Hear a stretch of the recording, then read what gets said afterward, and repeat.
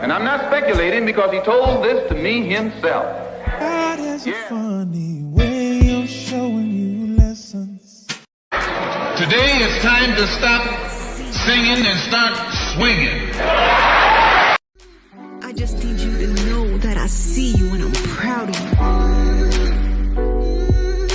I need you to remember that you royal and we proud. He took at least 9 that we know about. And I'm not speculating because he told this to me himself. God has a funny way of showing you lessons. Today it's time to stop singing and start swinging. I just need you to know that I see you and I'm proud of you. I need you to remember that you royal and we proud. He took at least 9 that we know about. And I'm not speculating because he told this to me himself. God has a funny way of showing you lessons. Today it's time to stop singing and start swinging. I just need you to know that I see you and I'm proud of you. I need you to remember that you royal and we proud. He took at least 9 that we know about. And I'm not speculating because he told this to me himself. God has a funny way of showing you lessons. Today it's time to stop singing and start swinging.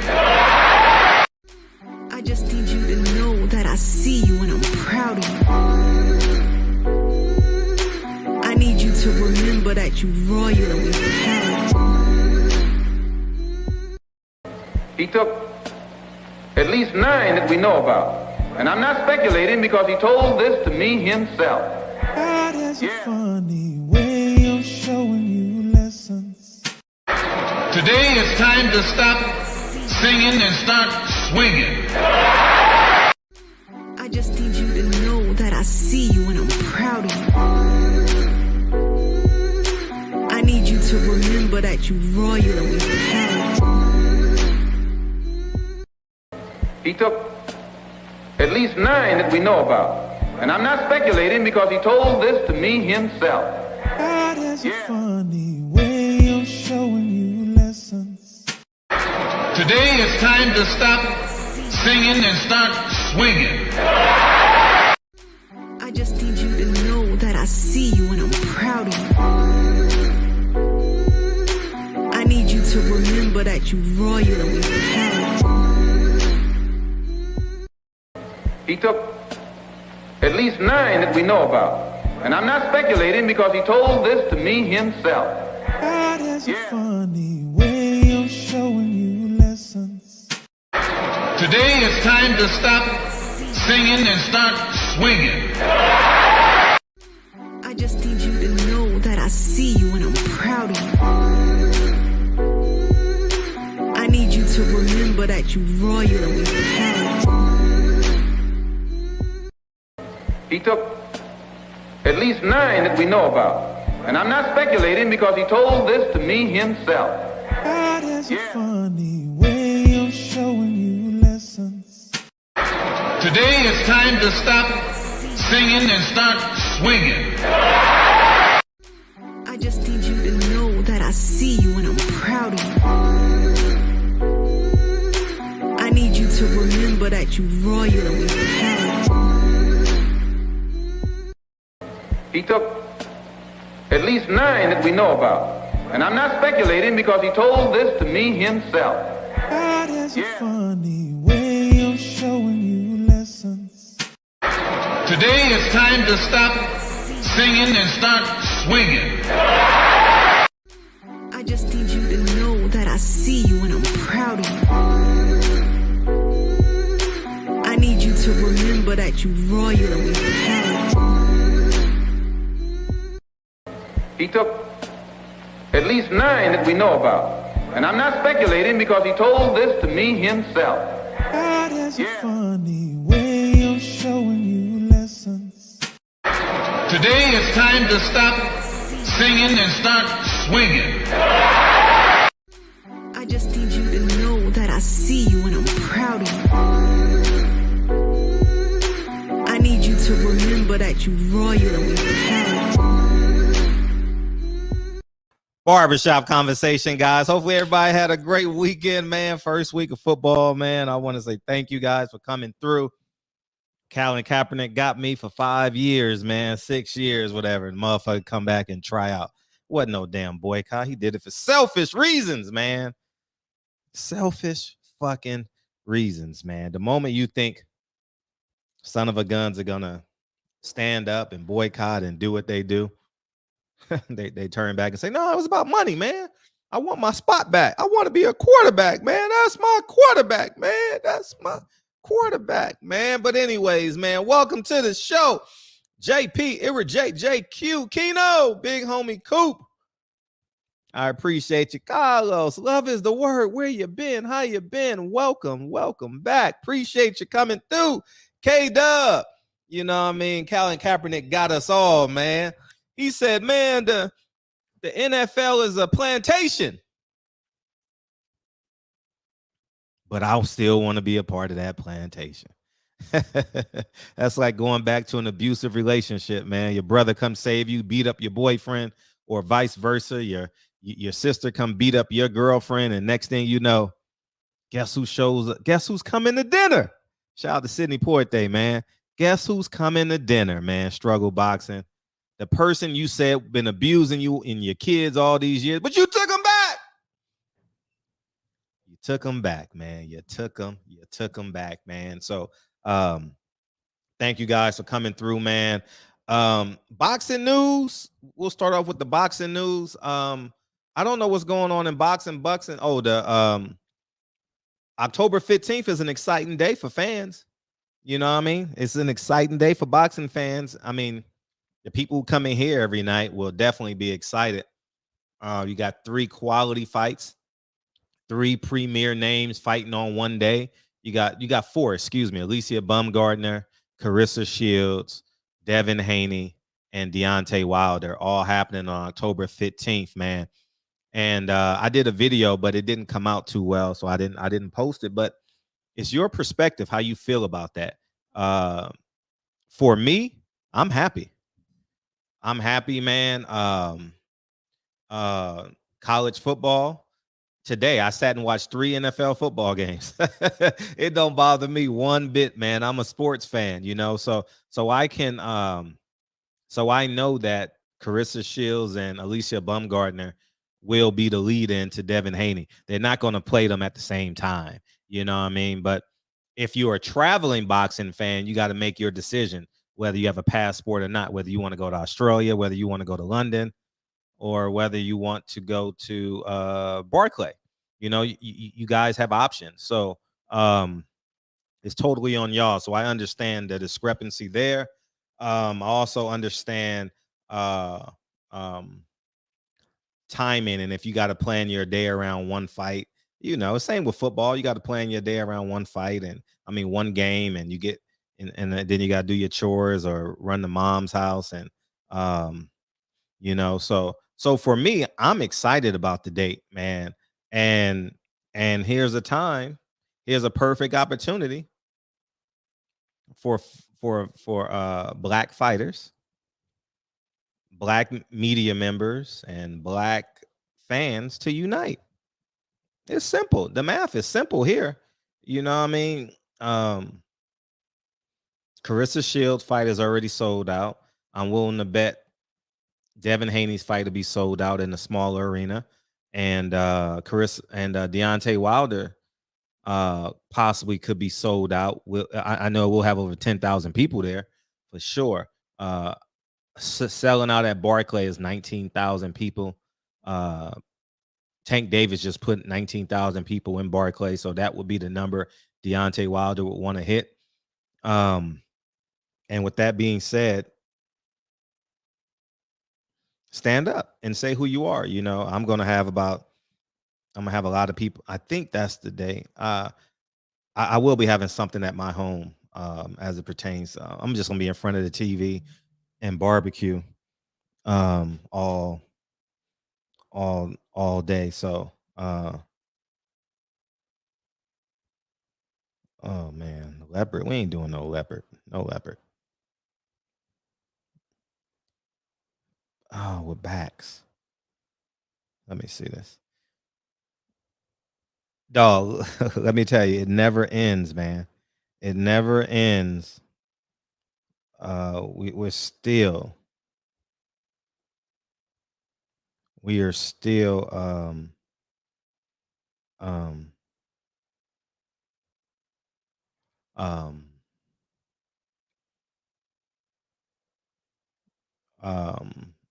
how you say it? Furnishing our home. So we're still first. Dre sending me stuff, man. But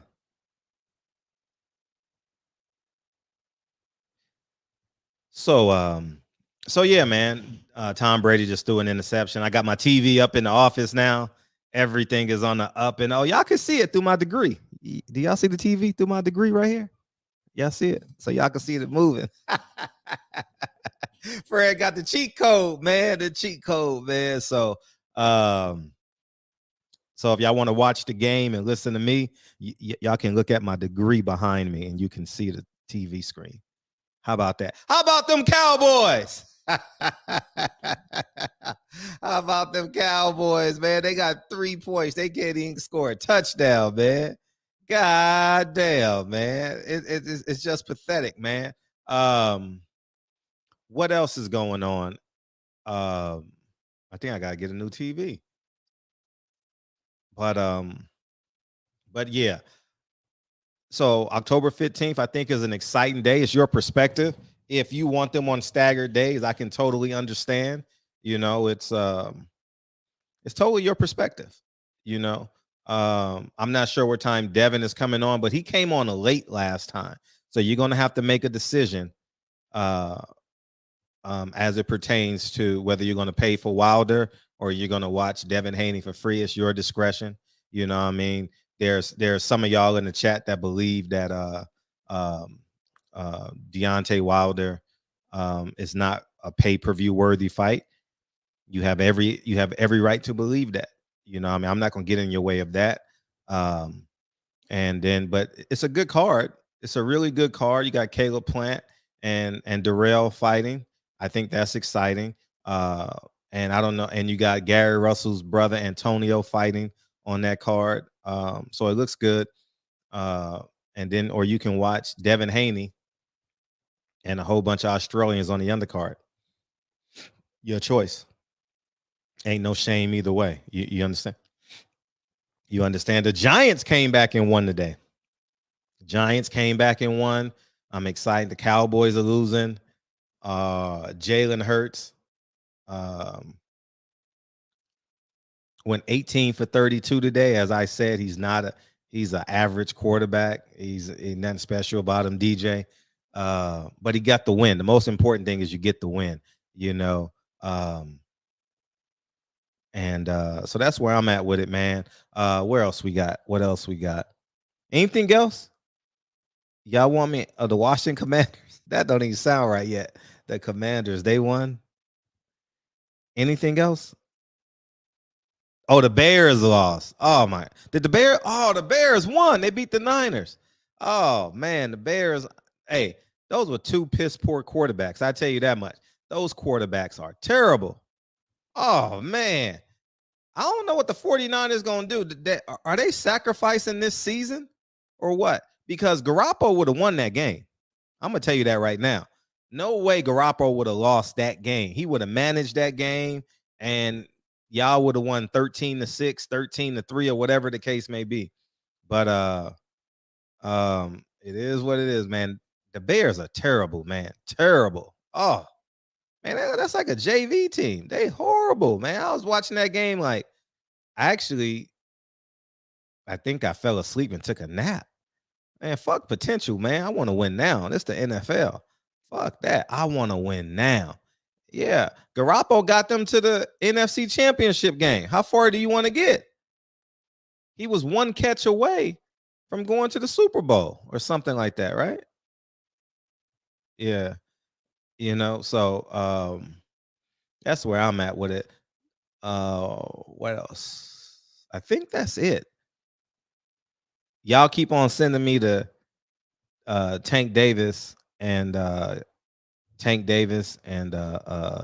Devin Haney stuff. Man, it's all cap, man. That shit ain't nothing, man. Tank that triangle, not Gary Russell. What's his name? Ryan Garcia, Tank Davis, and Devin Haney. It's all a triangular cap, man. That's all it is. They ain't fighting each other, man. Well, y'all get it through y'all thick skull, man. They not fighting. No, they can't fight. Oh, we got the two terrible quarterbacks playing next week. We got Aaron Rodgers is playing against what's that guy's name? Fields. Oh, Fields is terrible, man. Burrows threw 4 interceptions and still was an extra point away from winning the damn game. Can you believe that? A missed field goal and Burrows is a bad man. Burrows is a bad man. Man, my heavens, bad. And it's yeah, man. Burrows is bad, man. Aaron Rodgers looked average today. Very average. Who I was impressed with this week is the Buffalo Bills quarterback. Very impressed with him. He was slinging that thing. He running it. He's slinging it. Man, he a bad brother, man. Josh Allen. Whoo. Whatchcalled had 5 touchdown passes last I checked too. Mahomes, he looked great tonight. He looked great. Arizona paid a 5'8" quarterback $47 million. I'm gonna see how that's gonna work out.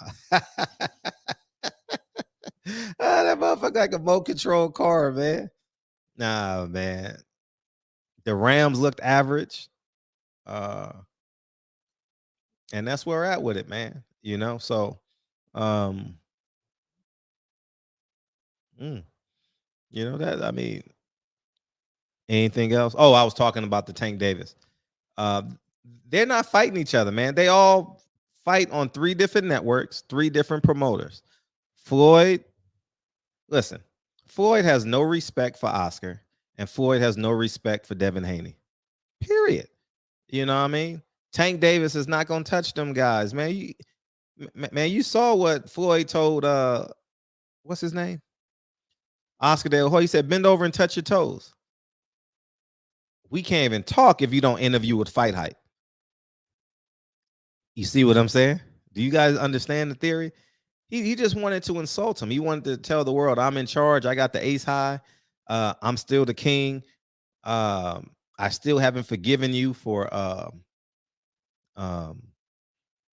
choosing the gloves and everything else. So I'm going to do everything I can to control you and let the world know that I'm in charge. You know, false sense of masculinity. So with that being said, Floyd has disrespected Devin Haney so many times. Floyd has disrespected Oscar De La Hoya so many times, man. He done said, we ain't fighting for belts. We don't need no belts. Teofimo was the undisputed champion of the world. Man, why even you're wasting your time. Floyd and Al will not. And then you got Ryan Garcia, who I've seen on TV this weekend. Ryan Garcia is doing something right. He is the only boxer that I have seen recently that has been on TV. I saw Regis Prograis in a movie on Instagram. I seen Regis Prograis in the movie, and Ryan Garcia are part of 2 major sports, right? Basketball and football and Gatorade. So Ryan Garcia is doing something right as it pertains to marketing himself. So with that being said, I would say kudos to him.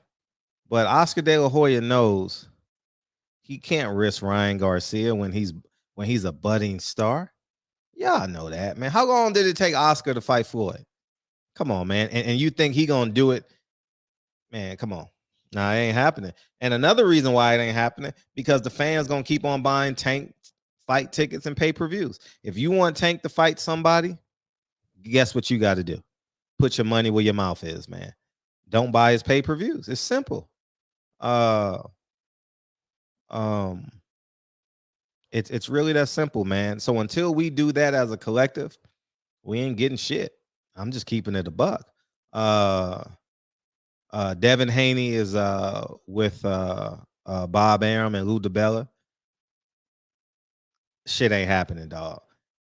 Who have you known that goes a top rank and is in control of their career? Cut the shits, man. It just is what it is. Tank says on $1 million worth of game, I don't go and pick my opponents. I just fight who they tell me to fight. And that's what we're getting. Until we stand up and say who we say we are. You know what I mean? Shit. Outside of that, we ain't getting shit. We just gonna keep on pumping these narratives, and the promoter's gonna do their job. The promoter's got a job to do, and they're doing it quite effectively. So let the promoters do their job. Floyd, Leonard, Oscar, Mr. Haney, Bob.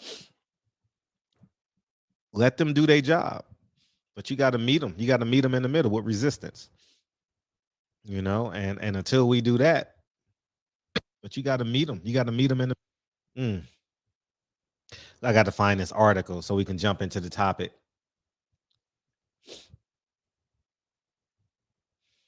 What up, KB? So Chicago, man, have y'all seen what's going on in Chicago? Man, Chicago's about to be. Oh man. Chicago is about to be. Ooh, man. Yo, what I read today is scary. I ain't even gonna lie to you. What I read today is scary. Wait till y'all hear this shit. Hey, this shit is scary, Champion Heart. What I'm about to read to y'all in Chicago. Y'all niggas glorifying that gang shit in Chicago. Can y'all see this shit?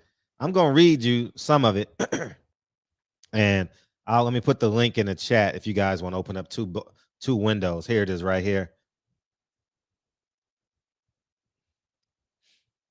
So here it is. When a new Illinois law takes an effect next year, it will do away with the cash bail system in the state, meaning suspects charged with felonies including second-degree murder, aggravated assault, aggravated battery, and arson will be released without bail. The Counter-Signal reports the Safety, Accountability, Fairness, and Equity Today Act, also called the Safety Act, will end cash bail and include 12 non-detainable offenses. Non-detainable: second-degree murder, aggravated battery, and arson without bail, as well as drug-induced homicides, crack, cocaine, fentanyl, all that stuff, kidnapping, burglary, robbery, intimidation, aggravated DUI, aggravated fleeing and eluding, drug offenses, and threatening a public official. When the law takes effect January 1st, 2023, criminals charged with crimes mentioned above will be released without bail. The bail system will be replaced by a system that considers the offense severity, the risk of not appearing in court, and the potential threat of community if a person is released. So if you got a good lawyer, you're getting off. You're getting off and you're going to have to go to court. All right. When signing the legislation, Governor J.B. Pritzker remarked the measure marks a substantial step towards dismantling the systemic racism that plagues our communities, our state, and our nation, and brings us closer to truth, safety, true fairness, and true justice, according to the outlet. Supporters of the measure say it's a step in making justice systems equal and fair, especially for minority communities. House Chair of the Illinois Legislature Black Caucus, Cam Buckner, told the Capitol Hill North Safe Act the first stab at addressing public safety issues, police distrust, and minority communities. I'm just gonna say good luck out there. And feel free to finish reading it if you so choose. Good luck in Chicago. That's all I'm gonna say. Good fucking luck if you live in Chicago. Now, if you're a criminal, oh, it's gravy, baby. You know what I mean? If you go rob somebody, shit, you gonna get out the next day and you can rob somebody else. You may not, but the funny thing is you're not gonna get caught. No, but this is what we wanted, man. I never told y'all to, I never advocated for getting rid of police. No, I advocated for us manning up, patrolling our communities, and two, more minorities in the police and training. How the hell we gonna, man, this shit is, man, listen. Man, let me open up these phone lines, dog, because this shit is insane, dog. Yo, Chicago's about to be lawless. You mean I can shoot somebody and get out the next day? What? And then I can go, and then you know what I can do? I can get an extension on my court date too. I mean, oh my God. All I got to do is, what? I can get an extension on my court date? What's up, Kyle? Where you at? Man, I'm at the workhouse, man. I had to tap in real quick. That's what fucked up New York. What's that? The whole, like, not the free bail shit. Really? Oh, it's in New York too? Yeah. Makes no sense. Nah. No sense at all. I just want to tap in with you real quick, though, man. I got a head up top. Okay, appreciate you, dog. Have fun tonight. You safe. All right, peace. Yeah, man. It's just insane, man. Listen, if I lived in Chicago, I would move immediately. Immediately. Hell, I'm not living on Martin Luther King and 75th, and I don't know. I'm just putting these streets together that y'all be saying. O Block and hell fucking no. Yeah, I'm Scary Fred. I'm you can call me what you want. Super coon. Don't want to be around his people. I don't want to be around no criminals. And I don't want your kids around criminals neither. At all. Yo, this is insane. You mean to tell me I can get high, go rob a store? No, excuse me. Go rob a small business. I can go get high, go rob a small business in my community and get out of jail. And then, you know what's going to start happening? The police going to be like, I'm going to just give you a ticket for it and here's your court date. They're not even going to have to go in because the supply and demand is going to be so high. Man, this shit is insane, dog. What's up, Juan? What's up, man? Hey, what's up, man? And you don't think that's a ploy to allow the feds to come in and pick up those charges that the states don't want to prosecute for or can't afford to prosecute for? It could be. I mean, Donald Trump said the National Guard need to come to Chicago, and black people got mad. I'm like, hell, them motherfuckers need to come. Don't you know, as of August 1st, 400 homicides in the city of Chicago, which is only 240 square miles, 235 square miles. Yeah, now they doing numbers over there, but you know, on the other side of it, property value is about to be dirt cheap. Yeah. You know? I might have to go like you and give me one of those parking lots. Parking lot. This is parking lot pimping. Hey. Y'all motherfuckers start parking lot pimping was standing in the corner with your BMW. Nah. Parking lot pimping is buying lots, man. Yeah, I'm talking about that, TB, for sure.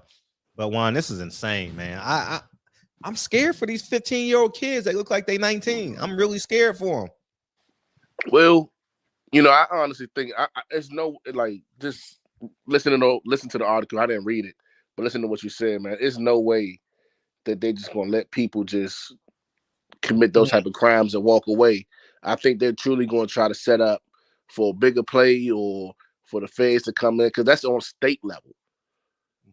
You know, so that's, you know, I'm assuming that if they pick you up, and maybe it would help with the whole just getting your numbers. Like a lot of cops just make arrests just to get numbers, you know, so they can help on that side of it. Just people just arresting people who say, okay, now charging them with it, and now you stuck and trying to fight a charge that you can't go get a job, you can't do nothing to even afford a paid lawyer. So you sit in jail with a public defender, going through what you're going through, fighting that, and your whole life is going through changes.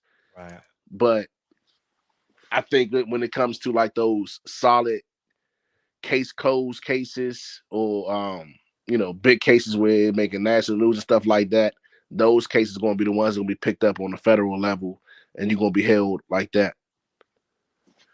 Yeah, but if say if you use my profile, I only have petty theft on my jacket, right? And I commit a crime, DUI. I rob a liquor store. I robbed a drug dealer. I take drugs. I rob somebody. I beat up a woman in the streets. Okay. I'm going to be able to get out because I'm not deemed a past threat to the community. Yeah, you got it. But I may be a different person. What do you mean by that? A different person? Like I may be a criminal now. Oh, okay. I'm not a regular civilian anymore. So now I get to get out in the streets and do what I want to do and be a menace to the community. Now, if you've committed murder in the past, then they're going to retain you because you're going to be deemed a threat. Yeah.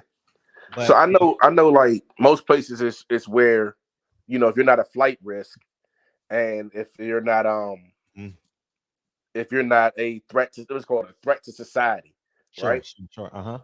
So if you, and that's normally comes down to if you have charges against women, children, or any vulnerable people. So I just find it hard, and that's just me just being like someone that sat there and had to go through it. I find it hard that they can pass a legislation where it allows you to just walk away, especially if you have those type of previous charges. Like there's literally places where like for example, I remember I couldn't hang with some of my friends because, let's say I had a gun charge and they had a murder charge. The fact that we're together is already an issue. So now they're gonna let people just walk out. It got to be something else to it. No, it's really that simple. But go ahead and finish reading the article. And yeah, that's what I'm gonna have to. If you plead it down to a misdemeanor, you have the opportunity of getting out because you pleaded down to a misdemeanor. A misdemeanor aggravated assault, when you beat the hell out of that woman because she didn't testify. Now it's a misdemeanor. Well, that's just numbers. You're just closing your cases at this point. But that's what I'm saying. When you get pulled over for attempted robbery, but you're still that same person that beat that woman damn near to death. Yeah. Okay. I got what you're saying. See what I'm saying? So now he gets out. He or she gets out, excuse me. And now, so we got these menaces on the street. Man, that's fucking crazy, man. Or how about these gangbangers that be having these young guys on these dummy missions who don't have a jacket yet? That's a scary sight, man. I don't even know what to say about it. That's scary, man. Go ahead and do this crime, man. Look, here's the law. You're gonna get out. You're gonna be out by tomorrow. It's like a fucked up movie to me. Because the civilians, like, all right, a criminal gonna be a criminal. You know what I'm saying? You living that life, you doing what you're doing. That's your life. But you putting the civilians in danger, and that's where it gets a little sketchy and a little messed up because grandma just want to go to church. These kids, and they not running down on that one person and hitting them. They just spraying out the window and drop everybody. It's like competition of who won't let out the most rounds. Right. And when you letting off those rounds, or you don't have control, or you don't understand tap rack reassess, or none of that stuff like that, then you putting everybody else in danger, and it gets to make it easier and make them feel more comfortable because now they don't have the fear of incarceration, right, or the fear of anything coming back to them. Right. That's it's. I'm gonna have to read that whole article, man. I find that mind blowing because Yeah, unless maybe it's a ploy to make the National Guard step in. Chicago been needing the National Guard, dog. Been It needing. might be a ploy to make them step in, man. It got to be something bigger than that. Listen, we got the leader of the free world for 8 years lives there. Got the leader of the nation lives there. You got Jesse Jackson who lives there. No, he here. Brahma here. Where? DC. Oh, he live in DC, but he has a home in Chicago too. Yeah, so. he uptown. Oh, he real secluded at DC. The most expensive spaces you can fucking find. Yep. Let me read the super chat. Dana Jones, keep it 100. Anytime you have gangs and cheap street drugs in your community is going to have a high murder rate. FYI, Chicago is a hub for the cartel. Yeah, Chicago, Miami, New York, they all are hub cities because they're port cities where you can get it in. California, Southern California, Atlanta. Good point. Yeah. You know, those are the places where you get the cheaper prices because that's where you can get them in at. Places like here in DC, we don't have a port, we don't have a hub, so we normally pay a higher price on whatever it is. But I'm just thinking about the logistics of the laws on that. That sounds crazy, or go they read set the article. Somebody up to lose. Go read it. Yeah, it's factual. It's factual what you read. Yeah, I'm gonna check it out now. You know, I just said if Michael be a bigger play. If Michael Fuller goes and commits a crime, he's getting out tomorrow. A serious crime, because he has no jacket. He has he can afford a lawyer, and he can go home and beat his. He can go home and beat his dog again. Beat his. Oh, I'm gonna use me. I can go home and beat my wife again. Beat my child again, half to death. Or you understand what I'm saying? Like it's a scary situation. I mean, I think. Wow. I've got to go to work in the morning. I'm off vacation. My vacation is over, so I won't be here. But okay, go ahead. A couple minutes. But what I did do over my vacation is look over my little financial situation and realize I could retire right now if I wanted to. So I might not go in.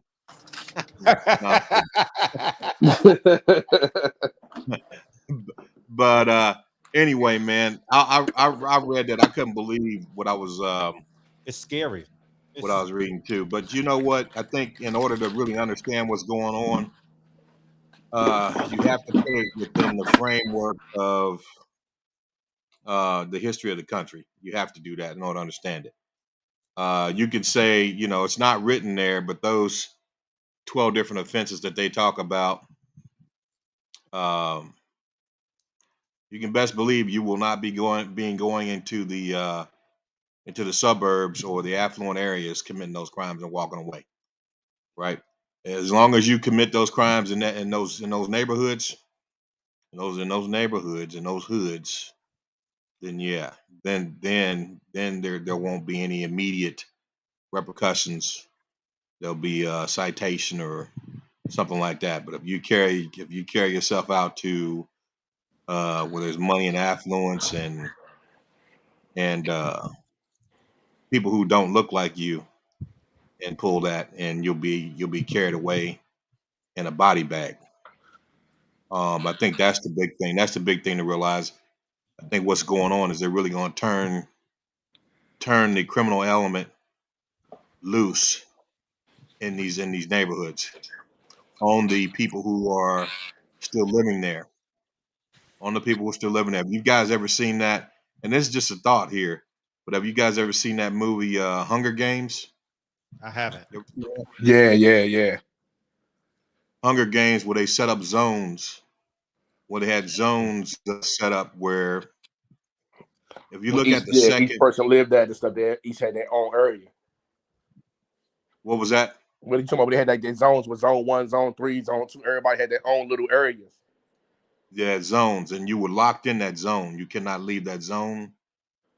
And if you look at the second version of that movie, when they showed black people in their zones, the first thing they showed was cotton and a whole bunch of cement, and and they were locked in that area. They could not leave that zone. I think and this is a Hollywood has a way of telling you what the plan is for the future. They have a way. They have a way. I mean, just like if you look at a lot of those viral movies that came out back in the early 2000s, in between 2000 2010, and all of a sudden we got this COVID virus that looks just like.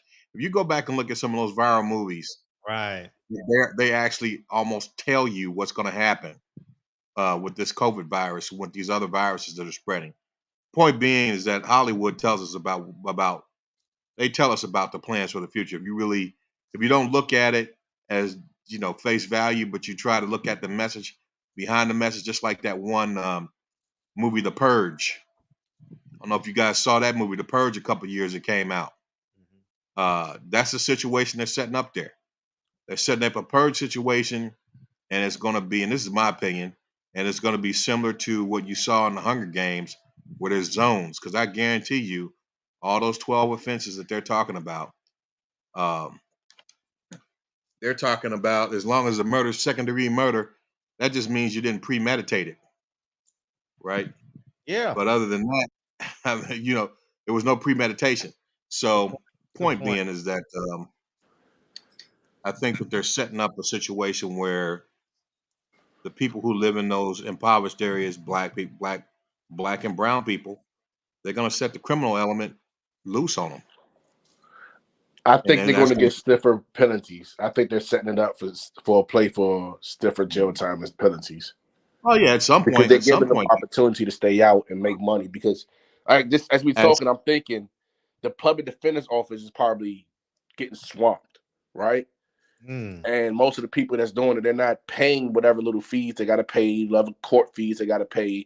The bills bondsmen are getting ran through. They're not picking up on their bonds. They're not recovering their bonds because everyone's running. So it gives that quote unquote less flight risk of a person opportunity to make money to pay for a lawyer to fight it on the outside. And when they do get you to come back, they're going to just get you. They're going to hit you with the harshest sentence. Yeah, at some point, I think that obviously they're going to go and serve, but I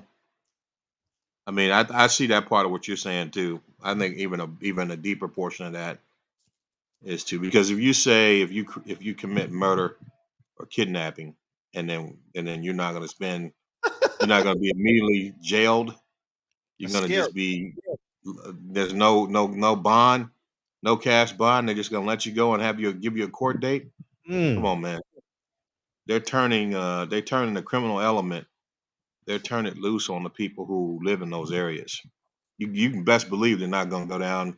They're not going to allow that crap down in the affluent areas. That's not going to happen. So it's going to be. I think it's setting up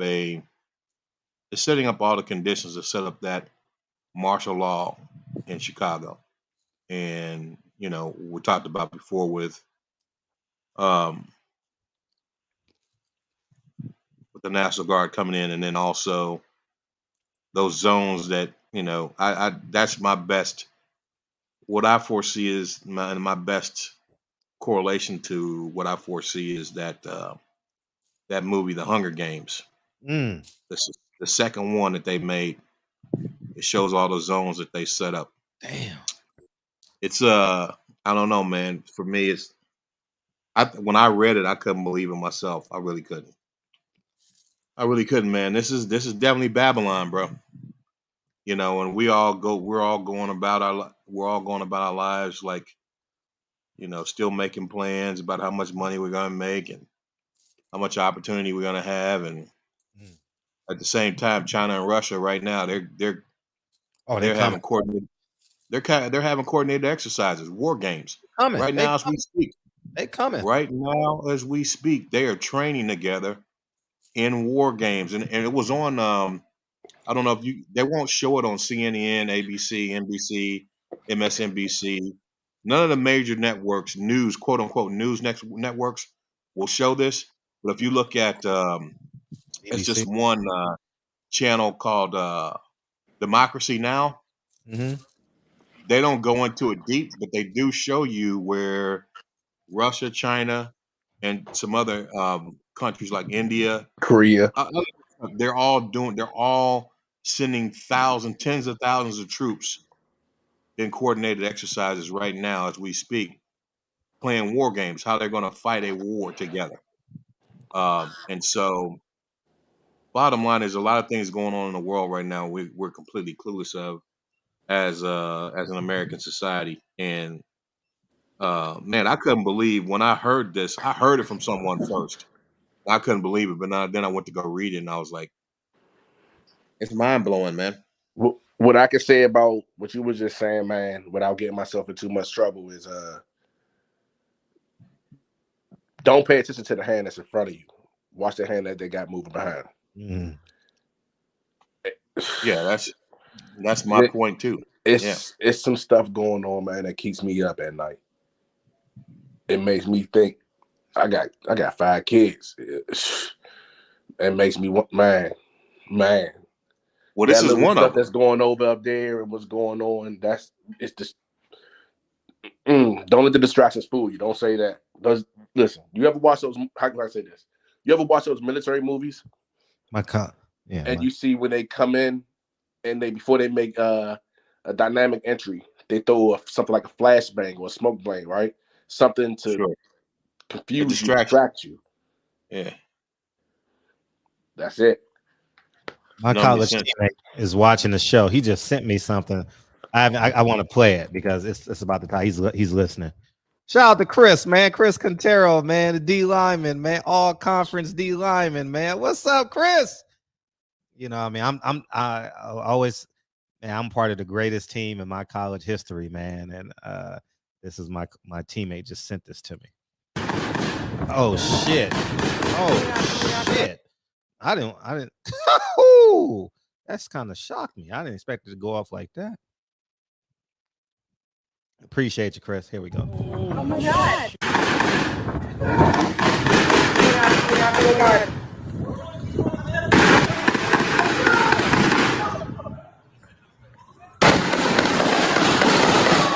The fuck? Oh my God.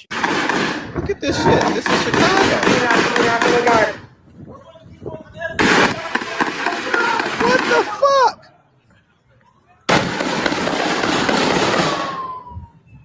Oh my God. That's Chicago. Appreciate you, Chris. Oh my God.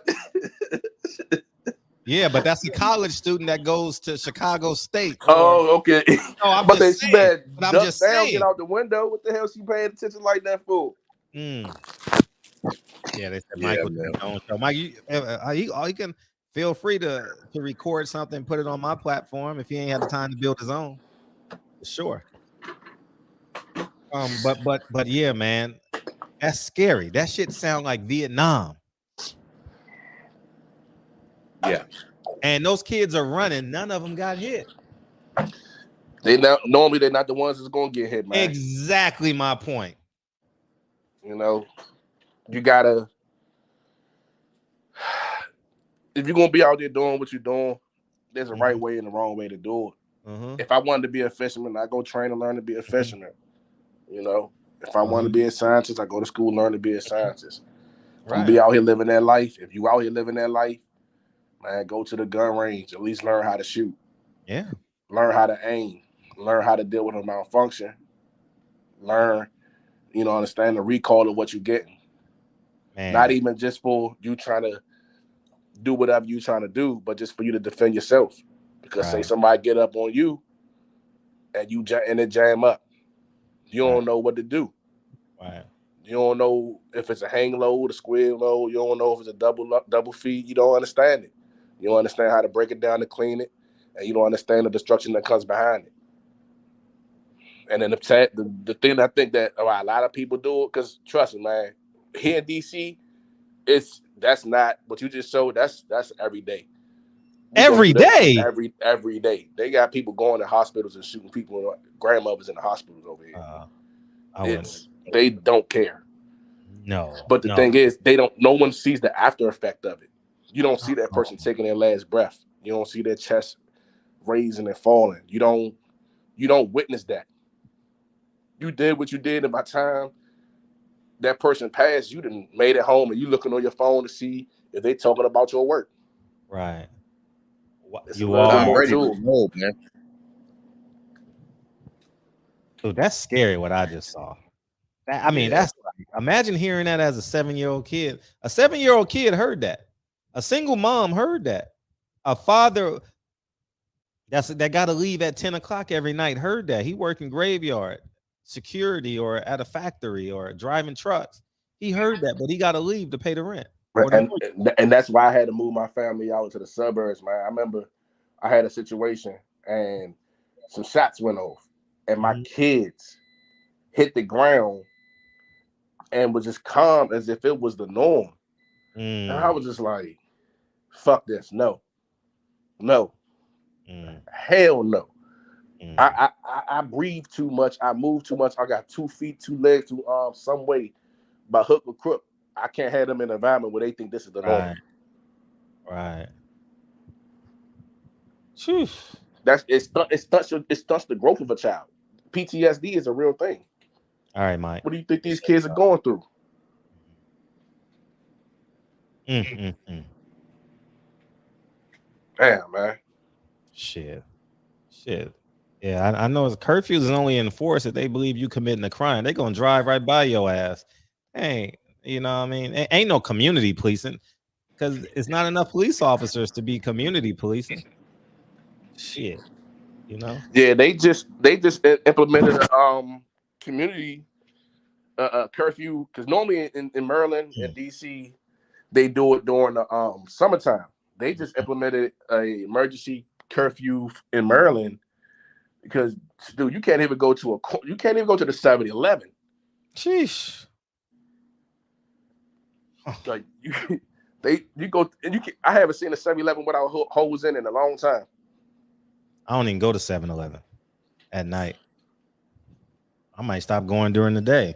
I might go in the grocery store. You know, I think 7-Elevens is like a pit stop for crime. You got someone else. It's always someone sitting in the car because they got a felony. They don't want to get out. They from the neighborhood. They don't want people to see them. Then you got the guy begging for 25 cents. You got the guy who pretends he don't know English behind the counter. Man, I ain't fucking around with that shit, man. And then you nervous, man. Live your life. No, I'm not nervous. I'm smart. I'm not nervous.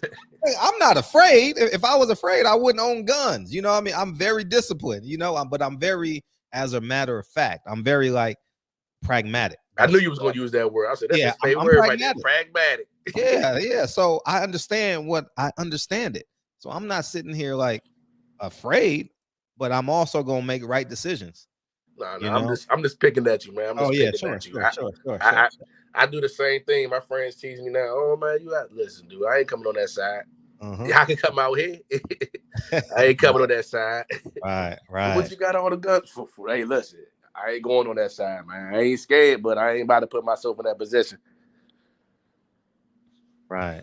But yeah, all right, Fred, man. You have a good night, man. I appreciate you.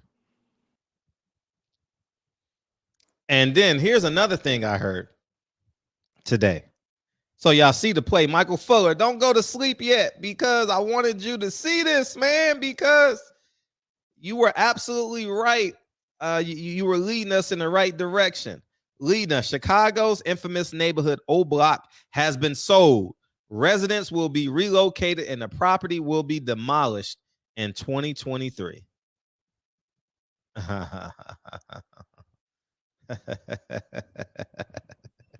Oh, the rich get richer, man, because y'all dumb niggas want to act poor and be poor, and man, y'all want to act like niggas and not buy up the neighborhood. Well, guess who's gonna buy the neighborhood? And don't call it racist. Y'all motherfuckers had 100 years to buy that neighborhood. You know what I mean? But what's up, Max? What's I'll up, man? put What's this in up, my- man? I know you got an opinion on this, but go ahead. No, I mean, I think that's going to increase the crime rate because O Block is a well-known area, and everybody got to go somewhere. They're not all going to go back to the same spot, so they're going to be spread out. And when they catch them lacking by themselves, 1 or 2 here, 1 or 2 there, because all those other neighborhoods are still intact. So where they going to live? Where they going to go? They have to go to another hood or hope they got some money to get out the hood, but chances are they're going to end up somewhere else in a different hood, somewhere else in the city. Probably not. So I don't know. That's gonna be. We'll see the crime rate. But I always appreciate you, Fred, because you always speak of the unspeakables in the Black community, man. You can't speak on black crime. We'll talk about everything else. We'll talk about everyone else that kills people. They cover for you. Yeah, I know. But I mean, you don't never want to talk about statistics. How 50% of murders in the country are a very, very, very small demographic, and it's just such a violent culture. I mean, I don't live in Chicago, but I've lived in enough areas, similar to that type of shit, and I've been in that situation you just showed on video. I've been in a couple of them things, my motherfuckers. Ooh, I ain't never been in that. Nah, it's scary as fuck. Scary as fuck. I actually caught a buckshot to my leg, but it wasn't like direct, right? It like ricocheted off the sidewalk when I was running. But man, you couldn't tell me I wasn't shot. Man, I thought it was over for me. I thought it was over. I showed up to my boy's house. His mom's like, "Oh my God, Max!" I'm like, "They got me. They got me." It was a little buckshot in my calf. And she's like, "Boy," I was like, "Man, this shit." Oh, it was just shotty, just boom, boom, running down. But that's just crazy. And I think the crazier part of it is the mentality behind it. It's normalized. It's exciting. It's exciting to I'm not gonna lie. Now I will say this: I was a young ignorant motherfucker. I know this. Still probably am in most areas. But what I will say is that shit was kind of fun at times. Like, it was kind of fun. Even though, like, surviving near-death experiences, it's scary as fuck when you're there. But after you survive it, you're gonna tell your boys, "Oh, bro, yeah, that," and then it's, "Oh no," it turns into that. So then it's cool. And now I look back like, damn, so someone did me a disservice by not taking me out that environment. But you know what else is cool? Getting on a plane and going to Martha's Vineyards or going to the Incas and the Mayans down in Mexico or going to Africa. That's cool too. Yeah. You know what I'm saying? I'm just saying, like, there's more to the world than that shit. Than your block. Yeah. And this is something that I didn't really move out of my journey to moving out the hood was the 11th grade when I went to Venice High School. Although it was gangs there, I didn't live in the gang area, and it was my first time where it was like multicultural, and the only white people I knew were school teachers, to be honest with you, and I have classmates that were white for the first time, and then you have conversations with your classmates and other people and teachers, and you begin to learn that there's more than just a rundown school, a church, graffiti, gang bangers, and stuff like that, man. I rarely had interactions with gang members after my 10th grade year. And ever since then, it's just been mental growth, physical, seeing physical things, and that's why it's important. Even if you are raised in those environments, it's important that you get in your car and take your child 4 hours in any direction so they can see something different. Allow them to put their feet in the sand. Allow them just to imagine what's on the other side of that water, or where's that plane going, or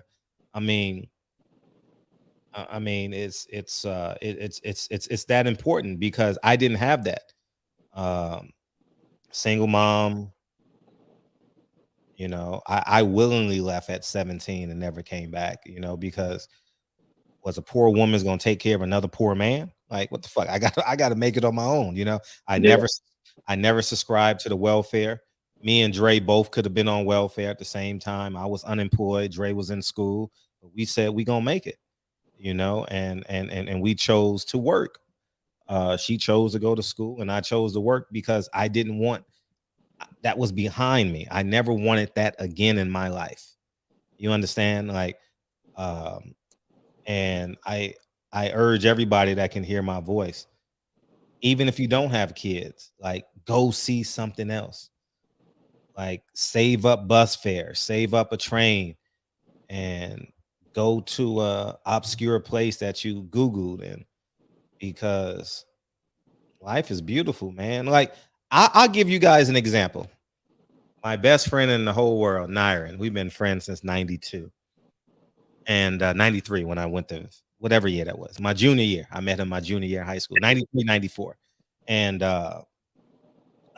I thought vacation was when we went on vacation. Mind you, I had already graduated from college. I'm already a school teacher. I thought vacation was wherever you go, they serve you. I didn't know vacation was what you make it. Like you got to travel to go see these destinations and all this. I just thought you go to a place and people just serve you all day, and that's the vacation. I didn't know you still got to get on the plane and the bus and go. We went to Canada for the first time, and we went to Toronto, and honestly, when you get to see these places, man, it's like wow. I'm not gonna lie, I felt that way about Vegas. Like I don't leave. You know, I ain't really been off the West Coast. You feel me? Which I tell everybody all the time we get in these conversations. I tell people I'm not an older black man from the South, so I don't understand that experience or get that.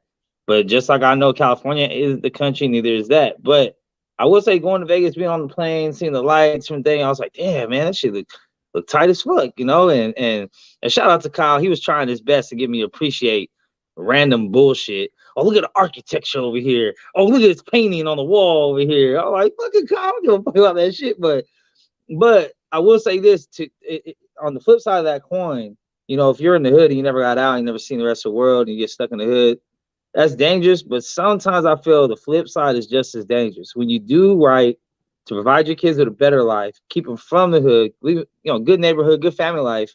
When they get a taste of that shit, they gonna flip to the hood the same way a hood person gonna flip to the non-hood shit. Because people get turned out on shit they've never experienced. You know, it's fun. It's a honeymoon stage with a new experience, whatever it is. You know, I've seen so many good kids get a couple gangbanger friends, you know, go kick it at that park for a little bit, smoke a little bit, live their life, you know, seen a couple fist fights, heard some guns, like, oh, I'm out here.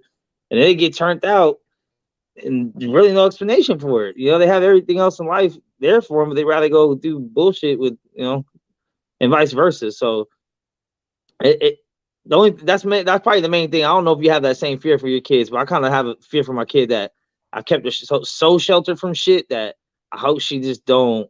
Either one, she's not super gang goofy, or she's missing a certain part that she don't get because she ain't been out there like that, or two, that she don't get turned out on the feeling of meeting that one wrong guy that takes her on these little, you know, rendezvous or kicking with the wrong crowd, bullshit like that. Like, I don't know, man. I don't know if I'm sheltered, but I have a fear of like my biggest fear is that I'm gonna run out of time. That's my only fear I think I have in life, is that my time is on a countdown. Like I'm on an hourglass, and I think about it in my silent moments when I'm with the kids and we're having a great time, and I'll be like, damn, I gotta leave these kids one day. Yeah, that's my biggest fear. I don't have a fear of another man. I don't have another fear of like and not being in control. Like, for example, if Dre gets into a car accident, Dre gets robbed, or you know, stuff like that. That scares me. That really scares me. But so yeah, especially like, yeah, situations like that happen to loved ones and you're not there to be able to do something or protect them or stop it from happening. Like, I feel that one. I mean, another fear I have is like, I hope my daughter never ends up on the pole, either or, figuratively or literally. You know what I'm saying? That's everything I do. Everything I do every day. I'm like, I'm not missing this practice. I'm not missing this game, because you don't know what's going to be that one experience when your daughter's like, fuck my dad, he don't love me. It's like, girl, I'm in the 99 of your games. You missed the one. You're right. And all you got to do is be present. That's it. That's it. And I make sure she knows me every time. I'm the loudest one. As soon as I pull up, Zero! Just embarrass the fuck out of her, let her know I'm there. I synced her and then lock it in, man. But kids love it, man. Kids, man, every time I've ever been any of my daughter's stuff, she just comes to me, Dad, I seen you. Like, yeah, you see me? I'm out here, girl. That's beautiful. And then you see other kids looking hella sad because they don't got no parents that showed up. No, you're right. No, you're absolutely right, man. And Big Champ. Hey, what's up, Champ? What's up, brother? What's up? Yeah, man. What's going on, man? I feel like I'm in the Twilight Zone, man. Mex is actually making sense. You know,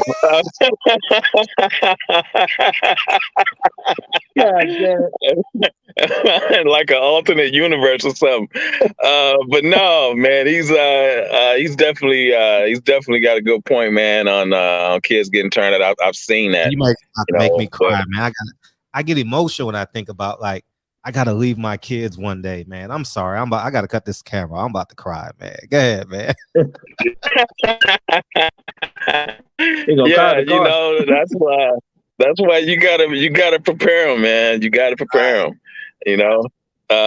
But yeah, what Mex was saying, man, he was definitely right about that. I've seen, you know, kids being raised in a certain environment, and when they do get in that per se hood environment, it's like a kid in a candy store, and I do see them get turned out. You know, I've seen the same thing with, and it's like, you know, you have parents that are like super religious, you know, and they bring their kids up, you know what I'm saying, super religious, man, you know, and they're called the preacher kid and that kind of stuff.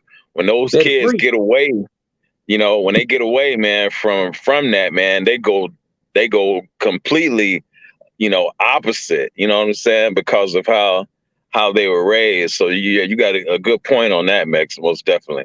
You're right about that. But how do you combat that or prepare for it? You know what I mean? Because my daughter's lived a pretty sheltered life. She's not really into the same shit a lot of 13-year-olds are into. Right. But I kind of like, I'd rather kind of be there if she does experience something, like, because I kind of want to like bring her to a hood environment and just make sure it's so bad she never wants to go back. You know what I'm saying? Like, go ahead, get harassed by the dudes on the corner. What's up, man? What's your name, baby? What's up? You know what I'm saying? Like, go out there and have the worst time of your fucking life, so you never want to come back.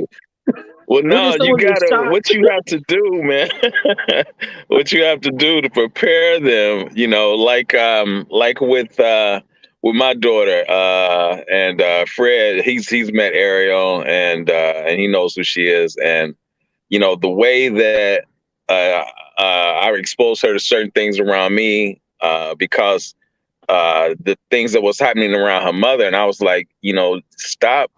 Why, you know, why are you raising her like the world is Disneyland? That's not, you know what I'm saying? That's not what the world is. You have to prepare her. So whereas her mama would sugarcoat everything and, you know, try and not, oh, she can't watch this. Oh, she can't listen to this. I said, why not?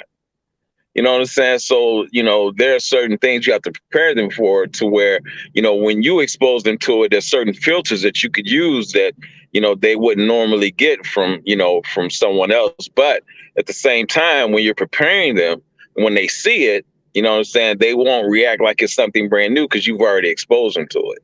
Mm-hmm. You know what I'm saying? And one of the things is that when my daughter, you know, she's always had a car everywhere she went. You know, she never had to count on, you know, never had to count on rely on the public transportation. But when she moved to New York, man, I was so proud of her, the way she adapted. You know, you would have thought she came up like that because, you know, she adapted quickly, you know, to the New York life, as far as just being able to get around and navigate her way through the city, man. And I just credit that to a lot of the things that she and I sat down and talked about, and I prepared her for, man. And you know, when she walked into it, man, she just boom, she just adapted, man. Yeah, I mean that shit's important, man. Cause like me too. Ever since my daughter been young, I don't really listen to certain rap music. I don't let her listen to sexual rap music, but I let her listen to Tupac. Wonder why they call you bitch. I'm like, here, listen to this shit, and don't do anything he talk about, or they gonna call you a bitch. That's the point of this whole song. Like, certain movies and music. Yeah, you let them listen to. You know, talk to them. You know what I'm saying, and say, hey, what do you think about that? You know, ask them questions like that. And let them tell you what they think about that movie or that song. You know what I'm saying? And that's how you know how they're going to perceive it. Yeah. Rashawn, you want to add something? Yeah, man, I'm listening to you, Fred. Now I think I'm like probably the only one that really get what you mean, bro. And the reason why I say that is because I mean you too, bro. Like Matt, I'm not sure how your kids are, bro. But like what you're trying to say is because mine's are young, bro. And what you're trying to say is we can't predict how much time we have to prepare them. For example, bro, certain kids are only ready for certain things at certain age levels. We might have all the knowledge in the world. But you guys spoon feed it to them, you know? Can't just dump it all on them. And you can't control the time frame in which you might have to leave and you still didn't give them all that information. And I get what you mean. And I hear you. And that's why I had to beam in. I'm like, yeah, I feel you. I feel that one all the way because that's the scary part. I have all the knowledge in the world. My oldest is 10. So it takes time for them to get to that age to where they're ready to even receive that knowledge, where it even makes sense. Right. And that's the scary part. Another thing is, I'm like, yeah, that whole poll thing that you were saying, bro. It's a big issue going on right now. It's a big issue going on right now with this generation of kids, bro. They all growing up on the internet dancing like pole dancers already. And I tell people all the time, you got to think really critical about a child dancer. Yeah, that's nice. What is an adult dancer? Yeah, exactly. You get my point. That's all I'm saying. It's really that simple. It's like, what are you teaching your kid that's going to benefit them later on in life?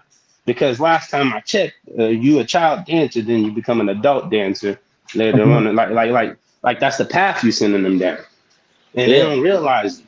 There's a lot of that going on right now. People pimping their kids out on the internet and stuff, like for real, and it's really sad. Yeah, fuck all that shit, man. My whole life I've been on my daughter with what she could wear and how she could act. Ever since she was like 2 years old. My mom, everyone in my family used to tell me, she's only 2, she's only 3. It's a shirt or it's cute. And I'm like, nah, she ain't even gonna notice. She ain't even gonna have the knowledge of knowing like what it feels like to have a midriff shirt on or some bullshit. I don't care how old she is. And then if you let her do it when she's young and then she starts developing, how you gonna tell her no? Be like, oh, because you got ass and titties now, you can't wear this no more, even though you've worn it your whole fucking life. Like, nah. So but now looking back, my baby mamas thank me. My mom has thanked me. They're like, you're right. You're right. I was like, I knew I was fucking right the whole time. I'm her dad. I know some fucking, you know what I mean? It kind of gets me angry a little bit when women are like surprised you're a good parent. When women are surprised that a father is a good parent, that shit fucking irritates the fuck out of me. Like, you from California too, though, right? You from California too, right? And I keep trying to get Fred to understand this. When I said this the last time, bro, is like, bro, it's a bad level of non-good daddies out here, and that's the issue. So that's why it's like that, bro. Like that happens to me all the time. All the time. People always speculate, oh, he's probably this or he's probably that. Then they see me in person, see how great I am with the kids. They're like, oh, he's actually really good dad. Nah, like what did you expect? Like I don't know. But what it is there's too many bad examples being shown.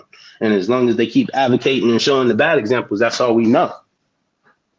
Yeah, fuck them bitches, because then it's all kinds of fucking traumatized bitches that just like you because you're a good dad. It's like, bitch, how are you sexually attracted to me because I'm a good father to my child? That's just weird. Hey, I see that too.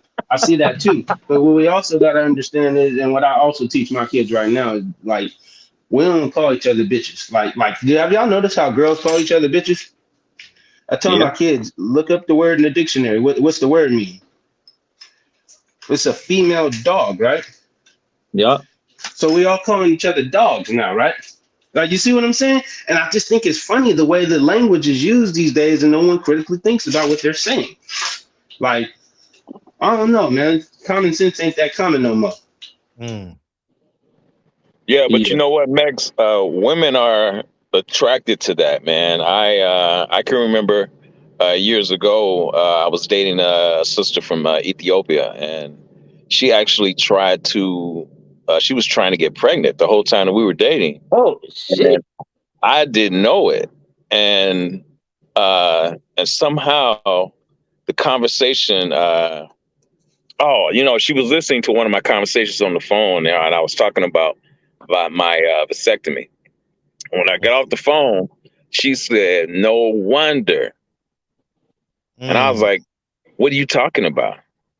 And she was like, I've been trying to get pregnant. And I was like, "What?" And then she said that she admired my relationship with my daughters. And she wanted to have a child by me because she admired the relationship that I had with my daughters. I couldn't believe it.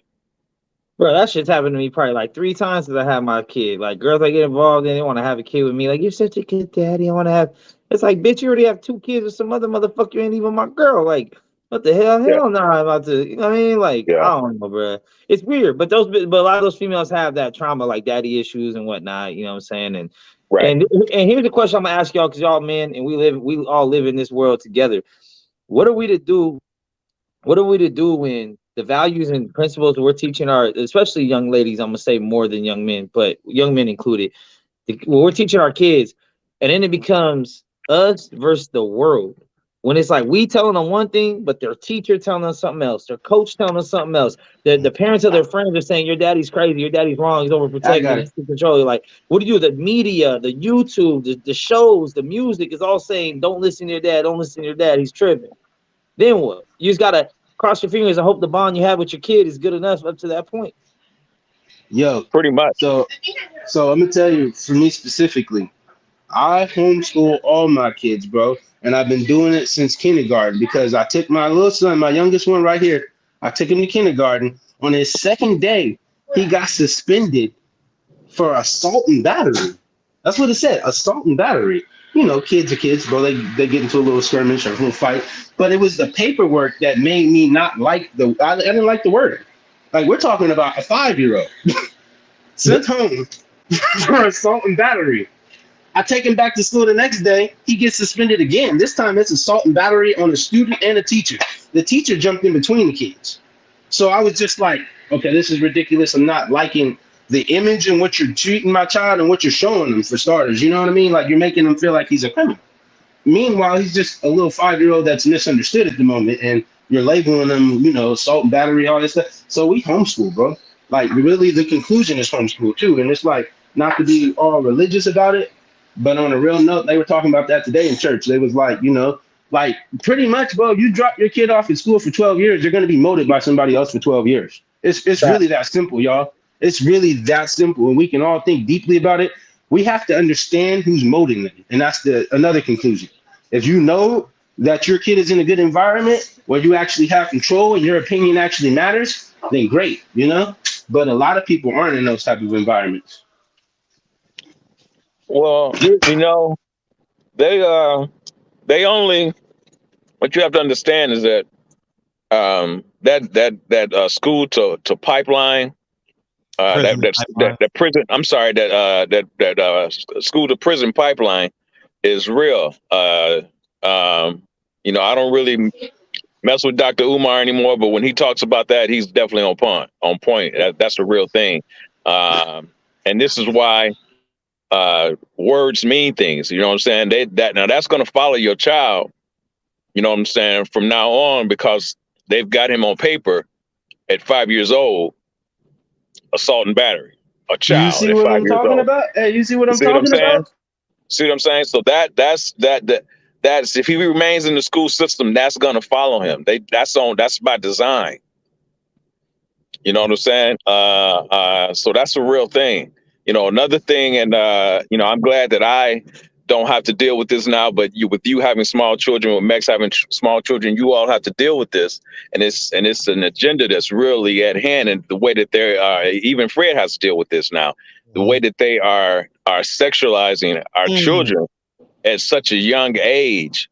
You know what I'm saying? Kids can't be kids anymore. You know what I'm saying? Why are you sexualizing children at a young age. And when I heard you all's beloved president say that an 8-year-old little boy can decide whether or not if he wants to be a little boy or a little girl, it's okay.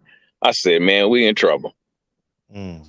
Yeah, for real. No, that's true, bro. Because I'm telling you, man, like when my daughter was a toddler, I would try to find swimming like a swimsuit for her. They had bikinis in toddler sizes, 2T, 3T bikinis. Like who's manufacturing that? Second of all, as a store, why are you carrying it? Like, what the fuck is going on, bro? Like that's some deep stuff too. That it's really deep what you just said, because that is the ironic deep part about it, bro. It's like they make these clothes like that, bro. And how you guys notice, I can't find no more baggy jeans. I can't find no more baggy jeans at all, bro. Like, what's going on, bro? It's like they all want us to have one. Like, I don't know what's going on. But, you know, it's been an agenda going on for a very long time that people just haven't been paying attention to, or they wasn't taking it serious. That's the reality of it, because I believe it was like a manifesto about this shit in the 80s, about a whole little parade thing about this shit. And they said in their manifesto, basically they described what they wanted the world to look like. And it's pretty damn close to what they described at this point in time, just to be blunt with you. Right. Well, I would tell you get a book written by I'm sorry. I would tell you get a book written by Dr. Frances Quest Welsing called The ISIS Papers, and she pretty much predicts what's happening right now with this over-sexuality of children. Stay coming. Hey, Detroit, we got a new person joining the panel. What's up, man? Good evening, gentlemen. How you guys doing? Hey, we feeling good. Hey, man. what's going on, man? Man, it's nice to have dialogue on YouTube, right? Have a nice platform. 1,100 homicides in Chicago last year, boys. 1,100? 1,100. Where's Jesse Jackson at? 1,100? 1,100 murders in Chicago. And who you think's dying? Where's Kanye West at? Where's Oprah? Where's Barack and Michelle Obama at? They don't care. Yeah, well, Oprah never cared. Hold on, bro. Where's the Nation of Islam? No, it's got to be white people killing people first. That's come on, bro. That's the game, bro. Far and few in between. In every major city post-COVID, homicides done doubled. And I'm about to kill y'all with some more stats because you boys ain't paying attention. Okay. Do you know how many abortions there were in 2020? You can look this up as I'm talking. 930,000 abortions in 2020. Almost a milli. Damn, the internet just aborted the internet video. went out. It's crazy zapped times, him, man. They zapped him.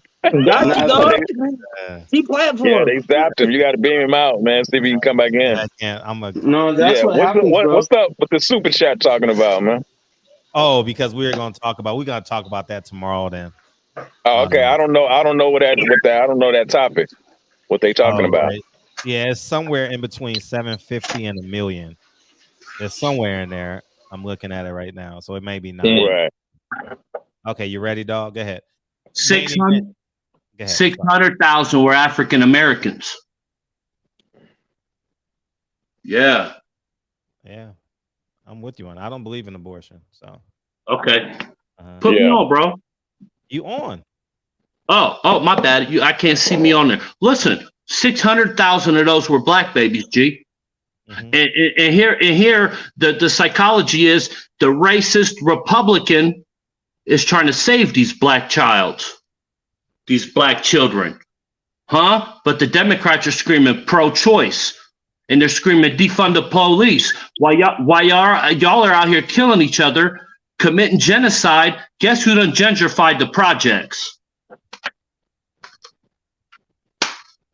Homosexual Democrats then came through every major city and cleaned your projects up, and you see the flags right on the porch. And I ain't got to tell you, everywhere. Your project is now a gentrified location. Pro-choice. Yeah, I was just in Chicago, man, and it tripped me out. what I saw in Chicago. Damn, now your internet going out. What the hell's up with this? Damn.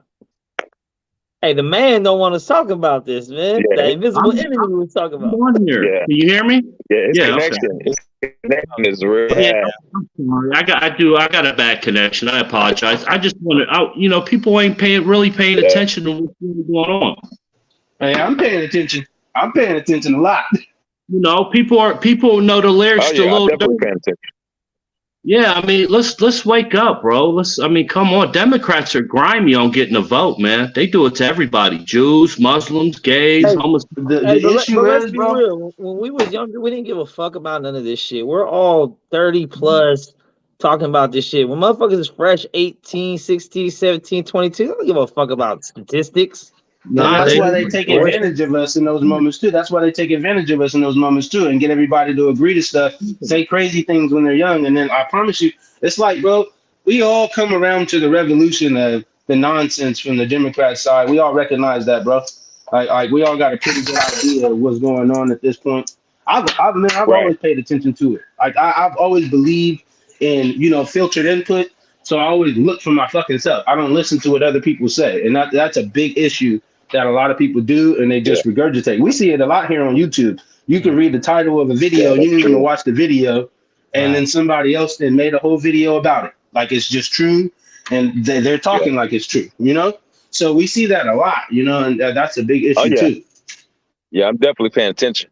But man, I gotta go secure this load, man. But I'm listening, man. But I gotta tap out now. I gotta go secure this load. I'll get with you guys later. All right now. Yeah, man. We're gonna talk about Ray J tomorrow, man. I really want to talk about that. No, I didn't even hear nothing about that. I've been out the loop. That's another one of them things I was talking about. I just read the title, so if I talk about it, I'm just running my mouth like I was just talking about. Right. Yeah, I don't know nothing either. So I'd be just, No, we'll stay here with it. We'll come back tomorrow with it. Ain't nothing in boxing going on. What we gonna say?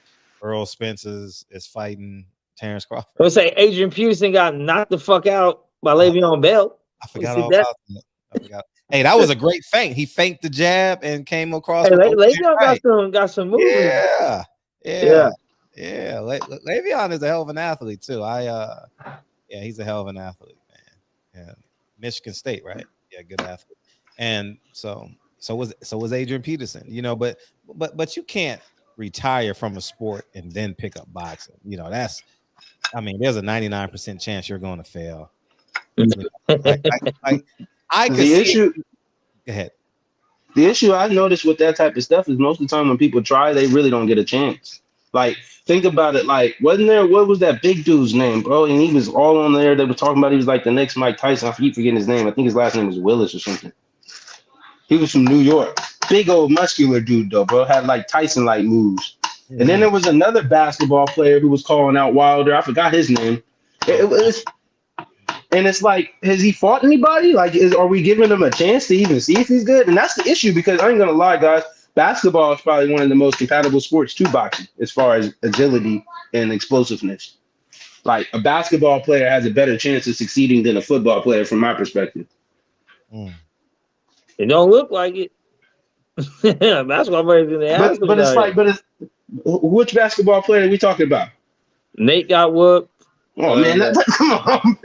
They got whooped by Disney kid. Hey, I know what you're talking about. That one, we can count that one. We'll count that one. That one go. I'm not gonna act like it didn't happen. I didn't see how Swaggy P looked, but how you look? I don't even know if he won or not. I saw a highlight and he looked trash. I stopped watching after the AP shit. Yeah, I saw a highlight of him spinning on the internet. That's it. I didn't watch it. I didn't watch it though. Yeah, nah. I'll leave it for the professionals, man. I don't really like watching amateur shit. Like, not really a fan. Unless it's a freak show, then I know this isn't competitive. It's not for a championship. It's just for shits and giggles. I watch that shit. Facts. But you see, like I'm all around in it, bro. Like I watch amateur, professional, but I watch amateur, y'all, because I'm an amateur coach. I am a bronze level amateur USA boxing coach. Like, I teach my sons, so I make him watch a lot of that Cuban dude. What's his name? Andy Cruz. That motherfucker, he's good. And we watch him because, you know, we're doing amateur stuff still right now. We in 3-round fights. You need to understand what you need to do to win these fucking 3 rounds. So we watch the best. You know what I mean? So, like, I watch it all, bro. Like, I really sit there and study this sport like crazy. And it's like, I'm a little bit upset about the fight this weekend, though. The queen died, y'all. Oh, yeah. And yeah. You say anything about that, Fred? Rest in peace to the queen. No, I know nothing about her, man. You know, me neither. But it's real crazy how everybody acting like they did, huh? Yeah, they acting like they did. The only thing I ain't gonna lie. Y'all want me to be honest as I always am. Let's go. I'm just prefacing it for the peanut gallery in the back. That's all. I saw a whole lot of black people going in on a dead person. So I says, if I'm alive when Farrakhan dies, I don't want to hear shit. I thought we were supposed to respect the dead. You know what I mean? Shit. You know what I mean? Shit. You know, he's one of the people that I just think is just one of the worst people ever, man. You know what I mean? Just lie to the people, man. And you know, so but you know, I saw a whole lot of Muslims online talking about, oh man, she did this to black people, she did that, and I'm like, great. I know what you mean too, because it's like, why aren't we saying this when she's alive? Like, why are we trying to? Like, we can't do nothing to her now. So what's the point in that? And that's what that is assassination of somebody's character who can't defend themselves. Right. So I mean, with me, I don't really know what the bitch did, but I know that she was just coincidentally like standing around when a lot of shit was going on around her. Like, you know what I mean? I just don't believe that someone that powerful with that much, like, she's the queen. I just don't think that she didn't know about these pedophiles. She didn't know about this shit. She didn't know about that shit. But you see, Princess Diana, you know, I'm gonna rock with her because that's how, you know, I don't really know what's up with that, but I know as a kid it was a big deal when Princess Diana died, and then I heard that she was a good person, so I'm like, you know what, fuck Queen. That's pretty much how I rock with it. So right. Well, you see, from my perspective, I look at the king and queen stuff like they should have been got rid of that shit anyway, because what you're doing is, bro, you have what you call a royal family, which means what are these people above everybody? Like, yeah, I don't like that. I don't like that structure. So you see what I mean? You have people who are just naturally born who are just life, like, though. come on. There's always someone above you in life. No matter what you're doing, there's always someone that's above you. But this whole king and queen stuff, you know, I tell my daughter she's a queen, you know, for example, like so when you mentally make somebody feel like, no, you're not a fucking queen, this is a queen, that is actually, like, you know, putting other people down to a degree, if you get what I'm saying. As far as, like, that's why this bullshit's going on, what you're talking about, as far as the king and queen can rape people and do this type of shit because they're looked at as the king and queen. But you then see what I mean? So when we put people on pedestals, but let me finish this, because when you put people on pedestals like that, then they can do what the fuck they want to do. And that's basically what you're saying, because like you said, there's people that are always above you. That's the issue, though. So you got people who are above you, but a lot of people earn that. A lot of people work their way there. But if you are born and you're considered royalty, like, for example, I heard about Prince. What's the Prince name? He doing all types of shit. He was all in the Anthony. What's that? I always mix these dudes' names up. Yeah. The Weinstein, the Island, all that shit, bro. He was involved in all that little pedophilia shit, and they just act like, well, he's the prince. What the fuck are you talking about? Prince ain't touch you. See, the thing was, once he got exposed recently, hella years later, then the royal family tried to distance themselves from him. They cut him off, took his title away, all that shit. So that's why I'm like, I don't know that queen shit, man. I'll be teaching these females, man. You can't be a queen without a king. You can be a princess. There's no queens with no kings. Like, that's just how it goes. Why didn't you say that, dog? I mean, that's just the way it goes. It's impossible to have a queen without a king. Either she was married to a king or her father was a king and there was no sons. Like, there's no way of getting around it. So it's kind of like, because these females out here be trying to pretend like they fucking queens because they suck some dick and got a couple $100 and a little trip to Miami. Bitches think they fucking queens. Like, nah. But the way I feel, though, about Britain in general, they lost. They're the losers. We caught the fade. We sent them back home packing. I really don't give a fuck about anything goes on over there. They are the lesser of, like, we are the big homie. They are the little homie. Like, that's just how it go. Like, first of all, we said we leaving. We don't want it here. They tried to chase us down. We beat their ass, sent them back home. So I don't give a fuck what was going on with the queen or anyone else over there. Right. Like, not my life. I'm American. Oh, Fred, I got a whole thing at the bar today about the American and the Mexican shit, bro. Oh my God, you gotta hear this one, man. The motherfucker had the same name as me, right? And then he called me something in Spanish, which means like someone that has the same name. Like, you know, my name's Fred, your name's Fred, so you're my, I don't know what the word he used was. But I looked at him, he's like, you don't know Spanish? And I was like, nah, I don't. And then he's like, you're not Mexican? I was like, nah, I'm American. He's like, yeah, but you're not like Mexican though. And I was like, no, I'm full-blood American. He's like, yeah, but like your family. I was like, no, mom was born here, I'm American. And he's like, well, what's your last name? And I told him, he's like, okay, so that's Hispanic last name. And I was like, yeah, it's probably a Spaniard last name. And he's like, so you're Mexican? I was like, nah. And then this fool tried to tell me shit that I am Mexican, all this shit. And I'm like, bro, I've been to Mexico. I know I'm not Mexican. They've never treated me with open arms. They never said, hey, primo, welcome back. Like, they don't treat me like a Mexican. So I don't know. But this motherfucker was harping on me all fucking day long. Like, every time he talked to me, he's like, hey, American, can I get another beer? And now I heard that dude, because I started telling one of my partners how I used to be in Mexico partying and shit. And he's like, oh, now you're Mexican. I was like, what? I can't go visit Mexico now as an American? Bruh, the ignorance of people to try to tell you what the fuck you are and that they know more about you than you know about your fucking self is at an all-time high, man. And we raising kids in this environment. You know what I mean? So that's why I try to keep my daughter, like, luckily for my daughter, she grows up in the same kind of mixed family I had. You know what I mean? So that race shit, she don't give a fuck, just like I don't give a fuck. Her stepdad black, her half brother, her stepbrother are black, you know, Asian cousins, you know, white this, white, fuck all that race shit, bro. But when people try to come and tell you, no, you're not, you're this, like, bro, how do you? Welcome to California, bro. That's the thing about California, and I've experienced this too, bro, just in this boxing scene, the amateurs, bro. These California Mexicans, bro, they really are like true-hearted Mexicans, bro. They got a lot of pride in that shit, like for real. And it's like, I don't like to challenge people, but the reality of it is more than likely, y'all are born here. So like, why do you like rep Mexico so hard when you're actually born in America? And you're from America, but like they won't claim America. You know what I mean? Like there's real Mexicans. You won't stay in Mexico. You won't stay but you won't there, like, and that's really the point right there. You won't stay in Mexico. You go visit Mexico, and you like, I'm a Mexican, and like there's a lot of pride in that shit, bro. I see that shit everywhere, bro. Like we go to gyms, bro, out here, they got Mexican flags. They don't got no Mexican American flag. It's like, no, this is a Mexican gym, bro.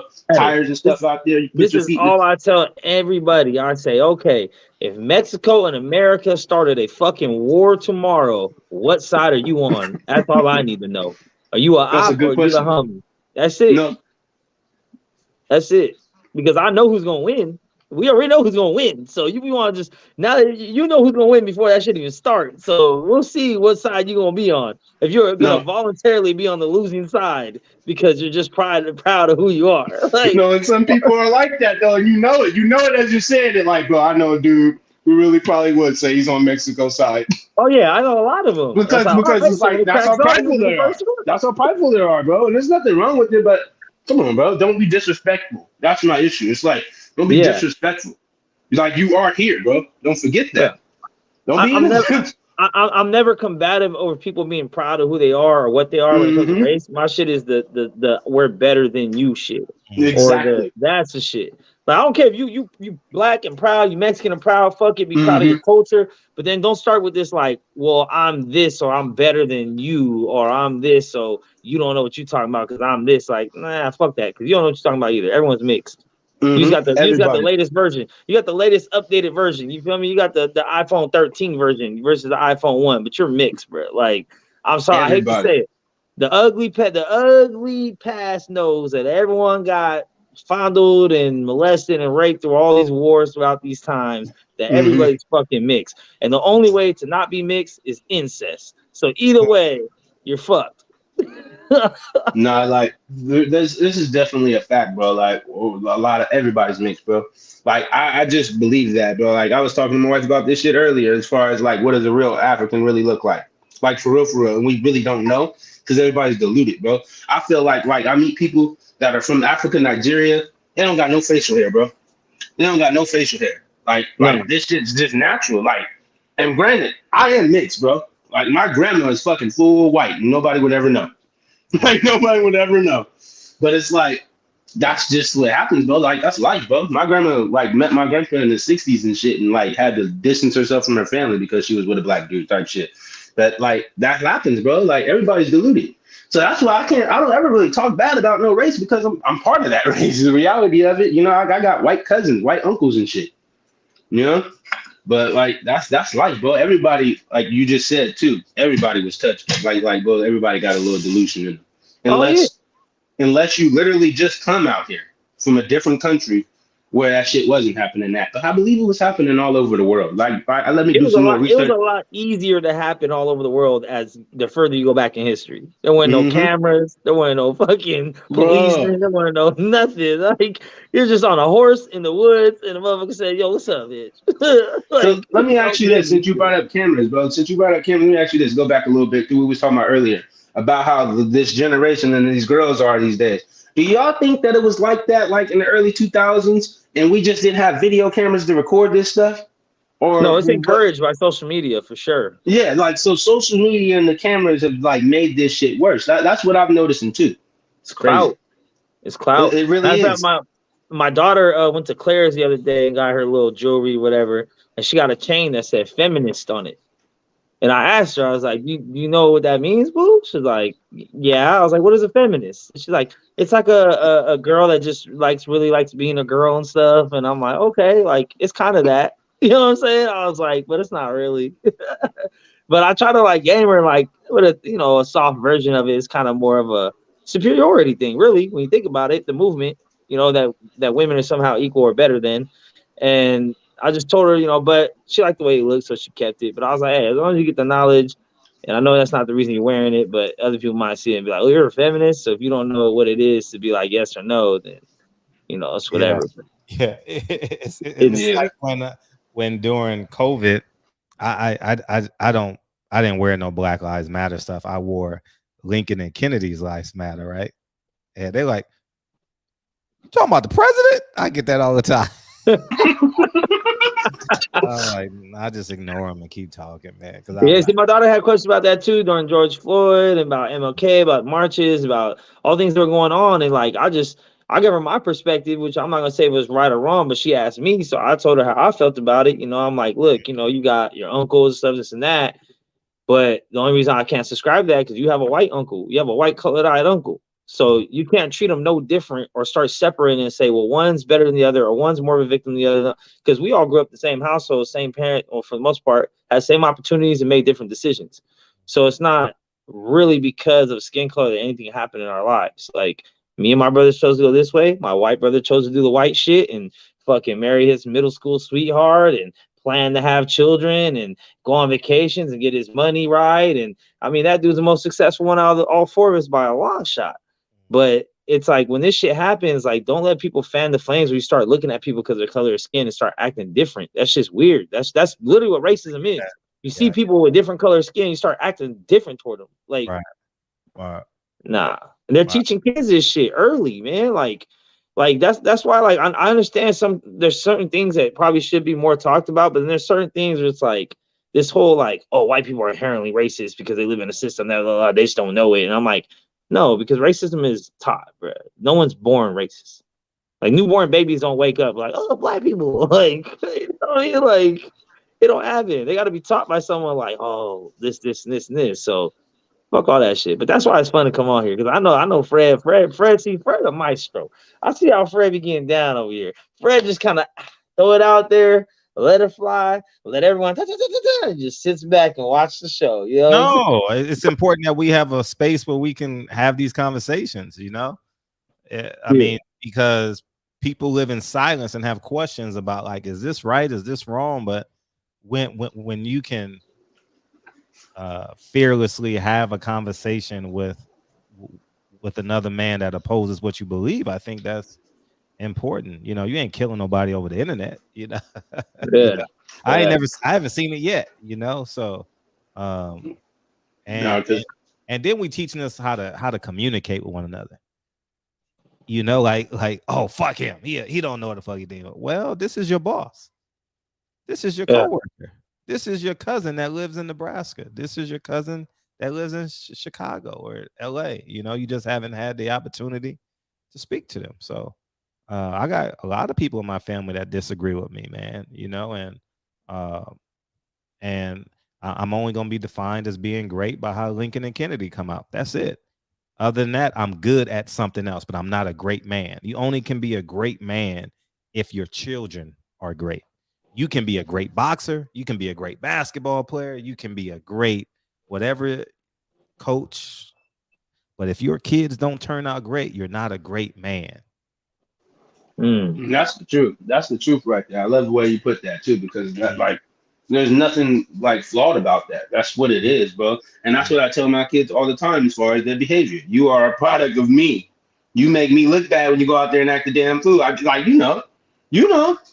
I know, you know, Fred, because like we all got kids in the same age, and it's like you gotta really always enforce that part. Like, hey, don't be out there acting a fool because you are an image of me. Don't you like in general, bro? Like one of my boys, I took him sparring. He got mad because he got hit with a good shot. He tried to put a kid in the headlock. Like, bro, we don't teach jiu-jitsu. Like, what are you doing?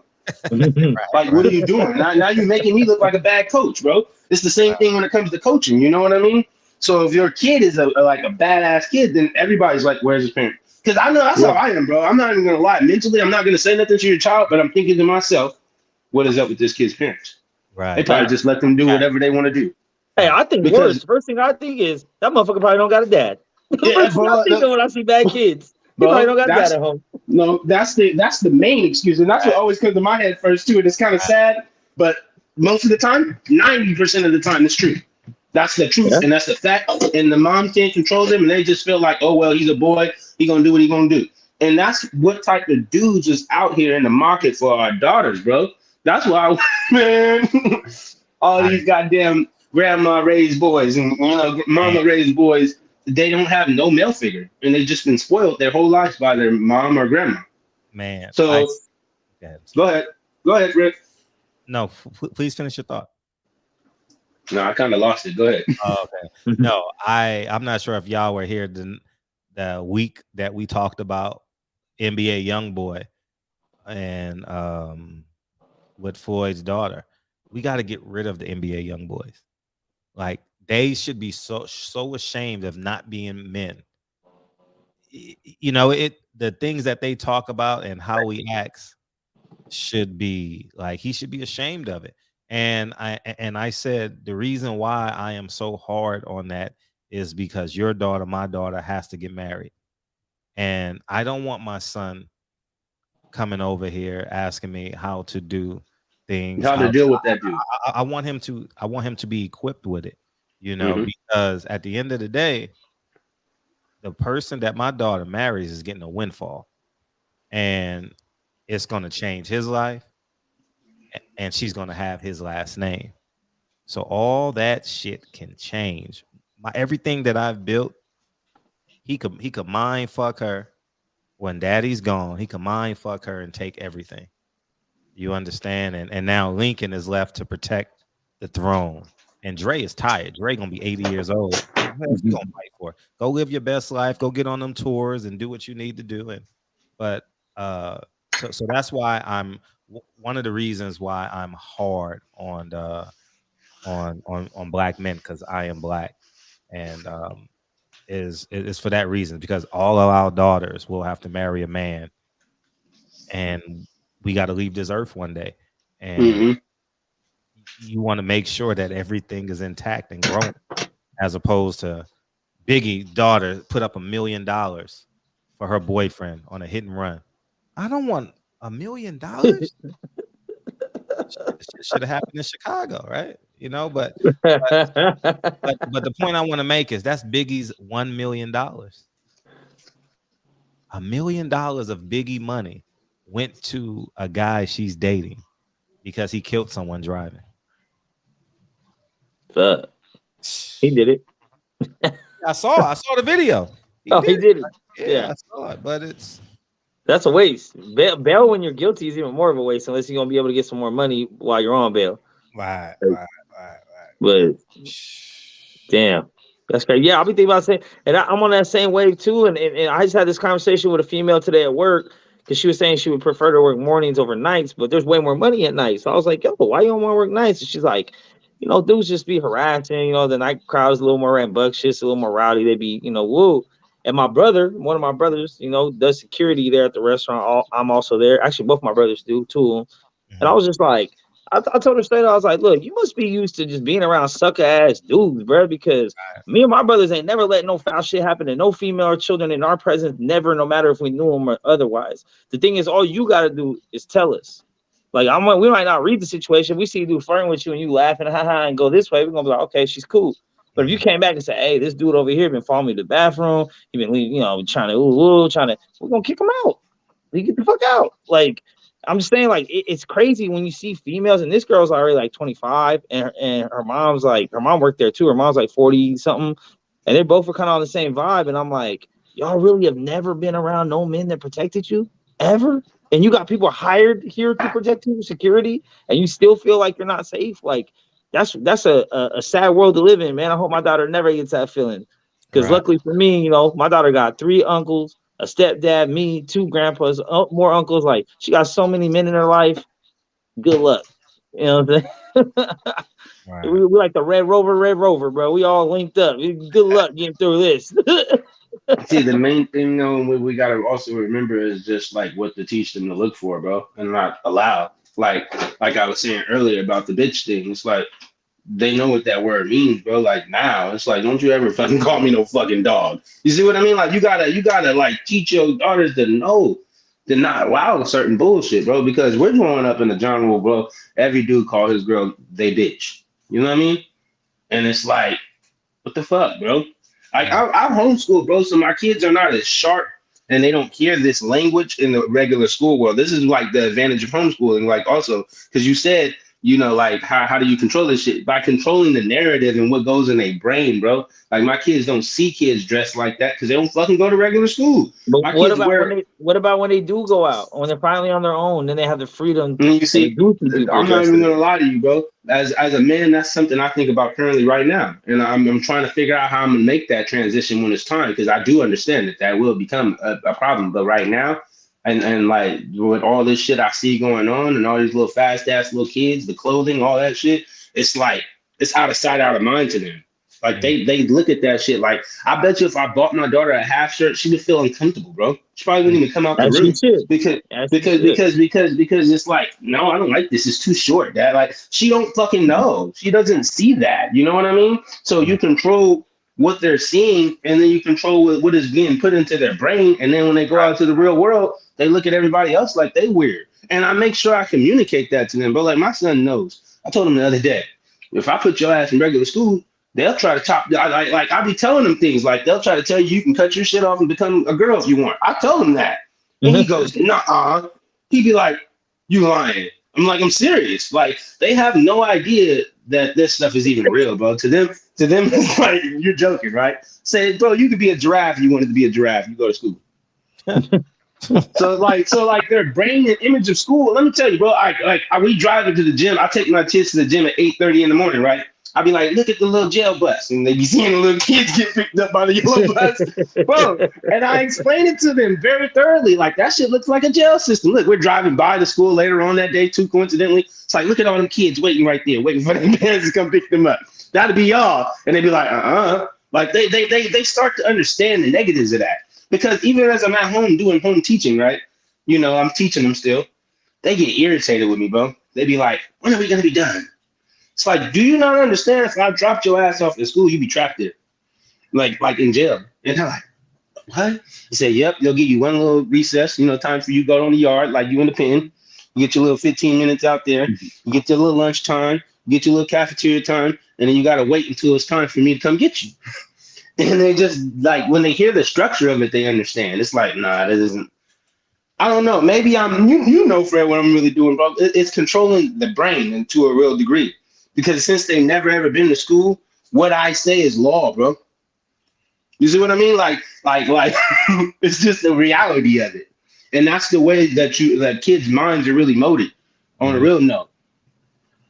Yeah, I respect you for homeschooling, man. I do. Yeah, it's beautiful. No, it's a task too, bro. Fred, like I'm at the 5th grade point, so I gotta relearn shit, bro. Like, this math stuff that they're teaching these kids these days, Common Core. I promise you, no, like I feel like this shit. No, it is Common Core too. You're right. And it's like I feel like this is shit I was learning in high school, bro. It's like why are you teaching you this in the 5th grade, bro? Common Core. What's that? Just general like math. It's pretty much getting things in multiples of 10s or 5s. You know what I'm saying? Instead of doing like a 7 times 5, you're kind of doing like a 5 times 5 because that's easier. And then you're doing that 10, that's 2 times 3. Gotcha. And then they just teach all around different these days, bro. Like you just pointed out, bro. We used to just get math problems. Now it's like all these like math is reading, bro. And then they gotta write all these sentences with it too. It's like, what is going on, bro? This is math, and it's like they're doing groups and shit like that to do multiplication instead of just saying 4 times 5. What's 4 times 5? They say Timmy has 4 groups of 6 or something like that. You know, like they're doing all this extra complicated shit and making them. I mean, I guess it makes them think, but then it's just like, bro, that's not the math that I learned, bro. I didn't start doing those type of problems until at least high school, maybe late middle school. High school. I'm looking forward to you homeschooling in high school. No, see, and that's the part where I'm thinking about it. I thought about that on a real note, bro. Yeah, no, but that's the fear. That's the fear, bro. Because like I'm thinking about it, maybe high school is when I like let them out into the world. Because I feel like at that point, their brains would be strong enough, bro, to not fall for no nonsense, bro. Like I would have molded them enough to they understand when they hear bullshit or not, and nobody can like get in their brain and tell them these things. Because right now, bro, our kids, their brains are developing. They're learning what's right, what's wrong, what's right, what's wrong. Once they get to about that teenage year and they're able to like make conscious decisions to where they can think with their own fucking brain, then I feel more comfortable putting them in school. And then I'm still thinking like at that point, I hope I got enough school to put them, enough money to put them in private school too at that, because yeah, this public school education, they gonna teach them what they want to teach them, you know? It'll be dope if the state paid the parents to stay home and teach their kids to 6th grade. They should. Great. That'll be dope. I think public school is great though. I think public school shows you more what the real world gonna be like than private school. Argue either way. You can argue. You're gonna see drug addicts, whores, violent criminals. You're gonna see it all. And you're absolutely right about that, bro. Like because these are the negatives I come to. Like, bro, me and my son, like we be having some real conflicts with each other because he be trying to buck up on me, bro. And he don't understand, bro. In regular school, that was the start of the fight. You know, bro. Like for example, don't sit there and try to have a staring contest with me, bro. You know, bro, you stare at somebody too hard in regular school, you learn real quickly. Somebody come up to your ass like, what you staring at? So my kids, they don't have that dialogue because they ain't been in regular school. They'll stare at you like you're a fucking unicorn because they don't see regular kids. You know what I mean? Like, and they don't realize it. Like, it's like shit like that I do realize will become an issue later on because it's like everything's unique to them. That's a social component. Yeah. So you get what I'm saying, and I always think about. You got to figure out how to solve it. You know, it's a part of that. It's a part of the obstacle. With the homeschooling in California, you can they can still be a part of the school basketball teams and all that. What? So you still put on sports teams, but all their classes you can still homeschool. Oh, that's cool. That's cool. Yeah, I think when they first get a job or on sports teams is when they start learning how to deal with different personalities, attitudes, friends. Yeah. Right. All that, a coach that's not, you know what I mean? Like, because the thing is too, like you you teacher, but at the end of the day, you still daddy, you know what I mean? So they can't really. No, but you see, let me tell you this other part too, because this is the one thing I also be worried about the world, bro, because at the same time we talking about it, they're currently, as we speak, changing the way the school system is ran, bro. And they're not really teaching anymore about what they need to know as far as life. They're more so teaching you how to be concerned about everybody's fucking feelings at this point. You feel me? Like we're getting into sensitivity training and shit like that. That's what they be teaching these kids these days. Like, and I follow it, bro. Like I wanted to put my kids in regular school, but I'm a person, I go and I find out, like I'm in Sacramento Unified School District. I type that shit in, click on the about section, and I read that whole about section. People don't be reading. This shit say they got LGBT community clubs in elementary schools. Like you gotta read, bro. Read and understand what we're dropping them off in. They got all types of programs for this shit to benefit them in sensitivity training, and you need to understand everybody's feelings and how does Johnny feel today? That shit matters now instead of actually learning. So like I learned that too. And the reality of it is That does not prepare you for the real world because you're gonna have a boss that you gotta listen to, and he ain't gonna give a fuck about your feelings. Right. Like for real. And I tell my kids that shit now. You gotta understand, you're gonna grow up and become a man, and ain't nobody gonna give a fuck about you being mad. You gotta fix your face and stop staring at people like that and acting like you got an attitude. You know, because you don't realize it until you say it. Staring at motherfuckers.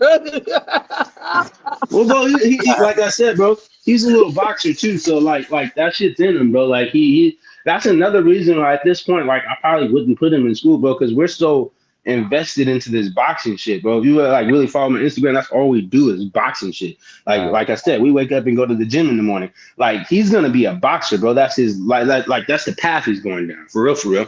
So it's like it might benefit him specifically to just stay home, bro, because like we're really deep into this shit. Like I'm getting ready to take him to the Silver Gloves in November out here in California. If he wins the Silver Gloves, and shit's gonna take off. And like I got me one. That's all I can say, bro. I got a real one, bro. He's tough. He's sharp, and that little boy's something special. Y'all gonna see. He gonna be beating your ass soon. Watch. I ain't doing no more fucking homework. Bro, hey, we was just over here earlier doing a little pad work. I be trying to tell him, like, well, you gotta be tough. And like he's afraid of me still, though, bro. My son's not. He's still afraid of me. But I be trying to get him to understand, like, fuck that. You're gonna have to learn. But you guys are right. He probably is. But he has that, like, he has respect, bro. And that's why I'm gonna make sure I maintain the respect, bro. He's gonna make you do the fucking chores. Hey, Dad, why that trash ain't taken out? Hey, that's a classic, but that always reminds me of Kevin Hart. When Kevin Hart was telling that story about watching his dad get his ass whooped. All right, give me our closing remarks, man. What's up? What you gonna do the first time your son buck up on you, Fred? When getting them teenage years, he got his little swole on and shit. It's gonna happen. It's gonna happen. And I don't know. I've passively thought about it. I'm definitely at least 6-7 years away from him even think. I mean, how old is your boy? He'll be 8. So I probably got about 4 to 6 years before he. Yeah. Mine's is 9, bro. And he tried, but he don't be trying like boldly, bro. He don't realize what he's doing, bro. He don't realize that he in danger when he's doing what he's doing. So you know what I mean? Like he ain't really bucking. He ain't really bucking up on me like that. You know what I mean? I be having to remind him, like, bro, you realize like what you're doing right now, because he don't realize it. It's like I said what I said. You still standing here, you're staring at me. Yeah. like you want to do something, bro. Like, and this is what you learn in regular school, bro. Because in regular school, that's a fight, bro. That's a fight automatically. Yeah. It's like I am like, but you know, it's a learning curve, bro. Yeah. I mean, I mean, you gotta put the gloves on. Yeah, you gotta put the gloves on. Yeah, Lincoln's exceptional though, man. Yeah, I don't think I'm gonna have that problem with my daughter. I mean, luckily I don't have a boy, but my daughter's. I couldn't ask for a better kid, man. Yeah. I really feel. I will say this. This will be my closing remark. Is I really feel that my kid is like she just wiped away like everything I had to go through in life. I feel like all the bad trauma and shit I went through in life was just so my daughter didn't have to, and I have a great. It's on my reward. It's like, yo, God was like, you know what? I gave you the shittiest life possible. Here's the consolidation prize. And I'm like, oh shit, this shit hard. Like, I got a great fucking kid. All right, I'll go ahead and give me some more trauma. As long as she ain't got to deal with it. Fuck it. I want to have the best life possible. I'll deal with some more shit that I can deal with. But man, this kid shit is awesome. You already know I love the combo, man. I love that you're never afraid to touch the touchy subjects, Fred. That's why I fuck with you, bro. Whether I agree or not, it don't matter because we on here, we get to talk about race and parenting and a bunch of other stuff. So I always appreciate the platform, OG. So I'm gonna let y'all. Hey, good luck with your son, dog. You might only be a year away before you put them paws on your ass, though. So be careful. All right, bro. Y'all have a good night, man. All right, man. Thanks for having us on, Fred. You have a good night, man. It's all love, man. All right, man. All love, man. Hey, I totally thank y'all for coming through tonight, man. It was a good conversation. I think that would be a good show to have. What do you do when your boy begins to stand up to you? You know, I never had a father to stand up to, and God forbid if I ever did that to my grandfather. You know, I mean, I probably could have beat up my grandfather in the 7th grade, 8th grade, but I would never put a finger on my grandfather, man. I love that man to death. So I'll be interested in y'all in y'all in y'all answers, man. And it's I'm gonna tell you one thing about being a father. If you want to get rid of your sins that you willfully commit, whether it's smoking weed, getting high, fucking women, partying, challenge yourself to be a better father. I guarantee you, man. I guarantee you, it'll get rid of a great percentage of that bullshit that you're fighting with. Invest in parenting. It's it made me a better person. You know, I've always had good character, you know, because I'm not a violent person. I don't disrespect authority. I challenge authority. I don't disrespect it. Um, but you know, when you get grown, you know how to tiptoe that line.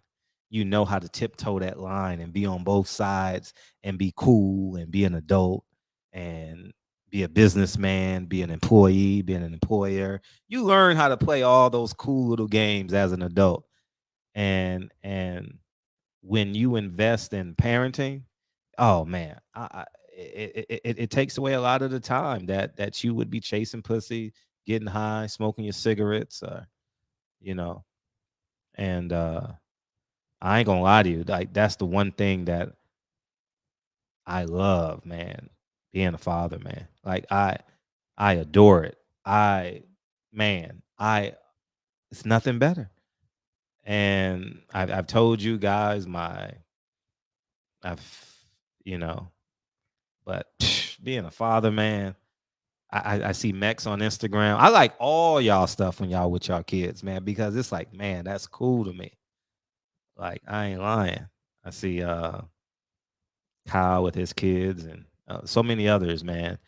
And I honestly go to y'all stories just to see y'all with y'all kids. I ain't lying. I already fucked a big booty bitch before. I already did all of that, man. I've done it. I've done it. Had a great time doing it. But tomorrow will be brand new. You know what I mean? Tomorrow will be brand new. And those experiences you get as a father, man. So I encourage y'all, man, if you ain't take away nothing from the show, just know if you want to be a better man, invest in parenting. It'll distract you from the bullshit. It'll keep you home too. Parenting, being a great father will keep you home on a Friday night, on a Saturday night, on a Sunday night, because you know, I'm a man just like you, so I get it. You know, through yourself, you know others. So a man can't lie to me. Man can't lie to me and say he's tempted. You know, I have thoughts, you know, and you know what I do? I shrink myself. I get small. You know, and I'm very flawed. Don't get it twisted. I'm very flawed. And but being a great parent has hid a multitude of my sins. You know what I mean? And so I got to deal with the other 10% that I got left. 15%, 20%, whatever it is, man. I'm on my way. Yeah, parenting keeps you home, man. It does. I've been home, man. I was home all day today. You know, I took the trash out, did the dishes, did a little bit of cleaning. I didn't feel like watching football on my TV, so I didn't do no yard work. You know, but tomorrow when I get home, I'm gonna do some yard work for an hour. You know, and you know, and you're talking to a man who has absolute freedom. You know what I mean? Like, I have nothing hanging over my head. You know what I mean? That you can't do this, you can't do that. You know, so like all of us, all men. You know, you have the option to go to work or not go to work. You know, you have the option to do whatever you want. You know, no one's gonna catch you. You know, for the most part, you ain't gonna get caught. You know what I mean? So, Peoples Hernandez, man, we told her thank you for staying up. I know you on the East Coast, man. And but this Chicago situation is scary, man. All I can do is use my platform. You know, hopefully someone in Chicago hears it. But if you're in Chicago and you don't own where you live, think about moving. And y'all gonna call me whatever you want. Move to a small city that has its own water, that has its own trash, that has its own police station, that has its own school system, and you'll be safer. You know what I mean? Small cities, man. You know what I mean? You can still live in a democratic state. You guys don't understand that. You can live in a democratic state, but you can live in these small pockets that are safe. You know what I mean? I don't know how my city. Yeah, I live next to Republicans. I know without a shadow of a doubt. You know what I mean? But the fact of the matter is, it's about I respect you, you respect me. You know, I wave, keep going. They have the American flag on it, and I understand. I never understood the American flag until I moved on this block in this area. So many people have American flags. I'm like, I got it. They're living their life on their terms, you know, and America has given them the platform to do it. So I get it, man. You know what I mean? I'm not gonna run out of time. Damn sure not, man. You know, and I hope no one does, you know.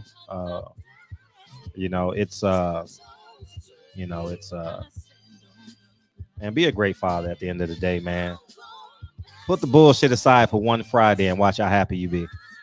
You know what I mean? I was driving by, I ain't gonna lie, Friday night, we went to dinner for Kennedy's Kennedy got star of the week, so we took her fine dining. And I drove by a club and I was like, no, it was yesterday. I said, I used to go out on Saturday night. Damn.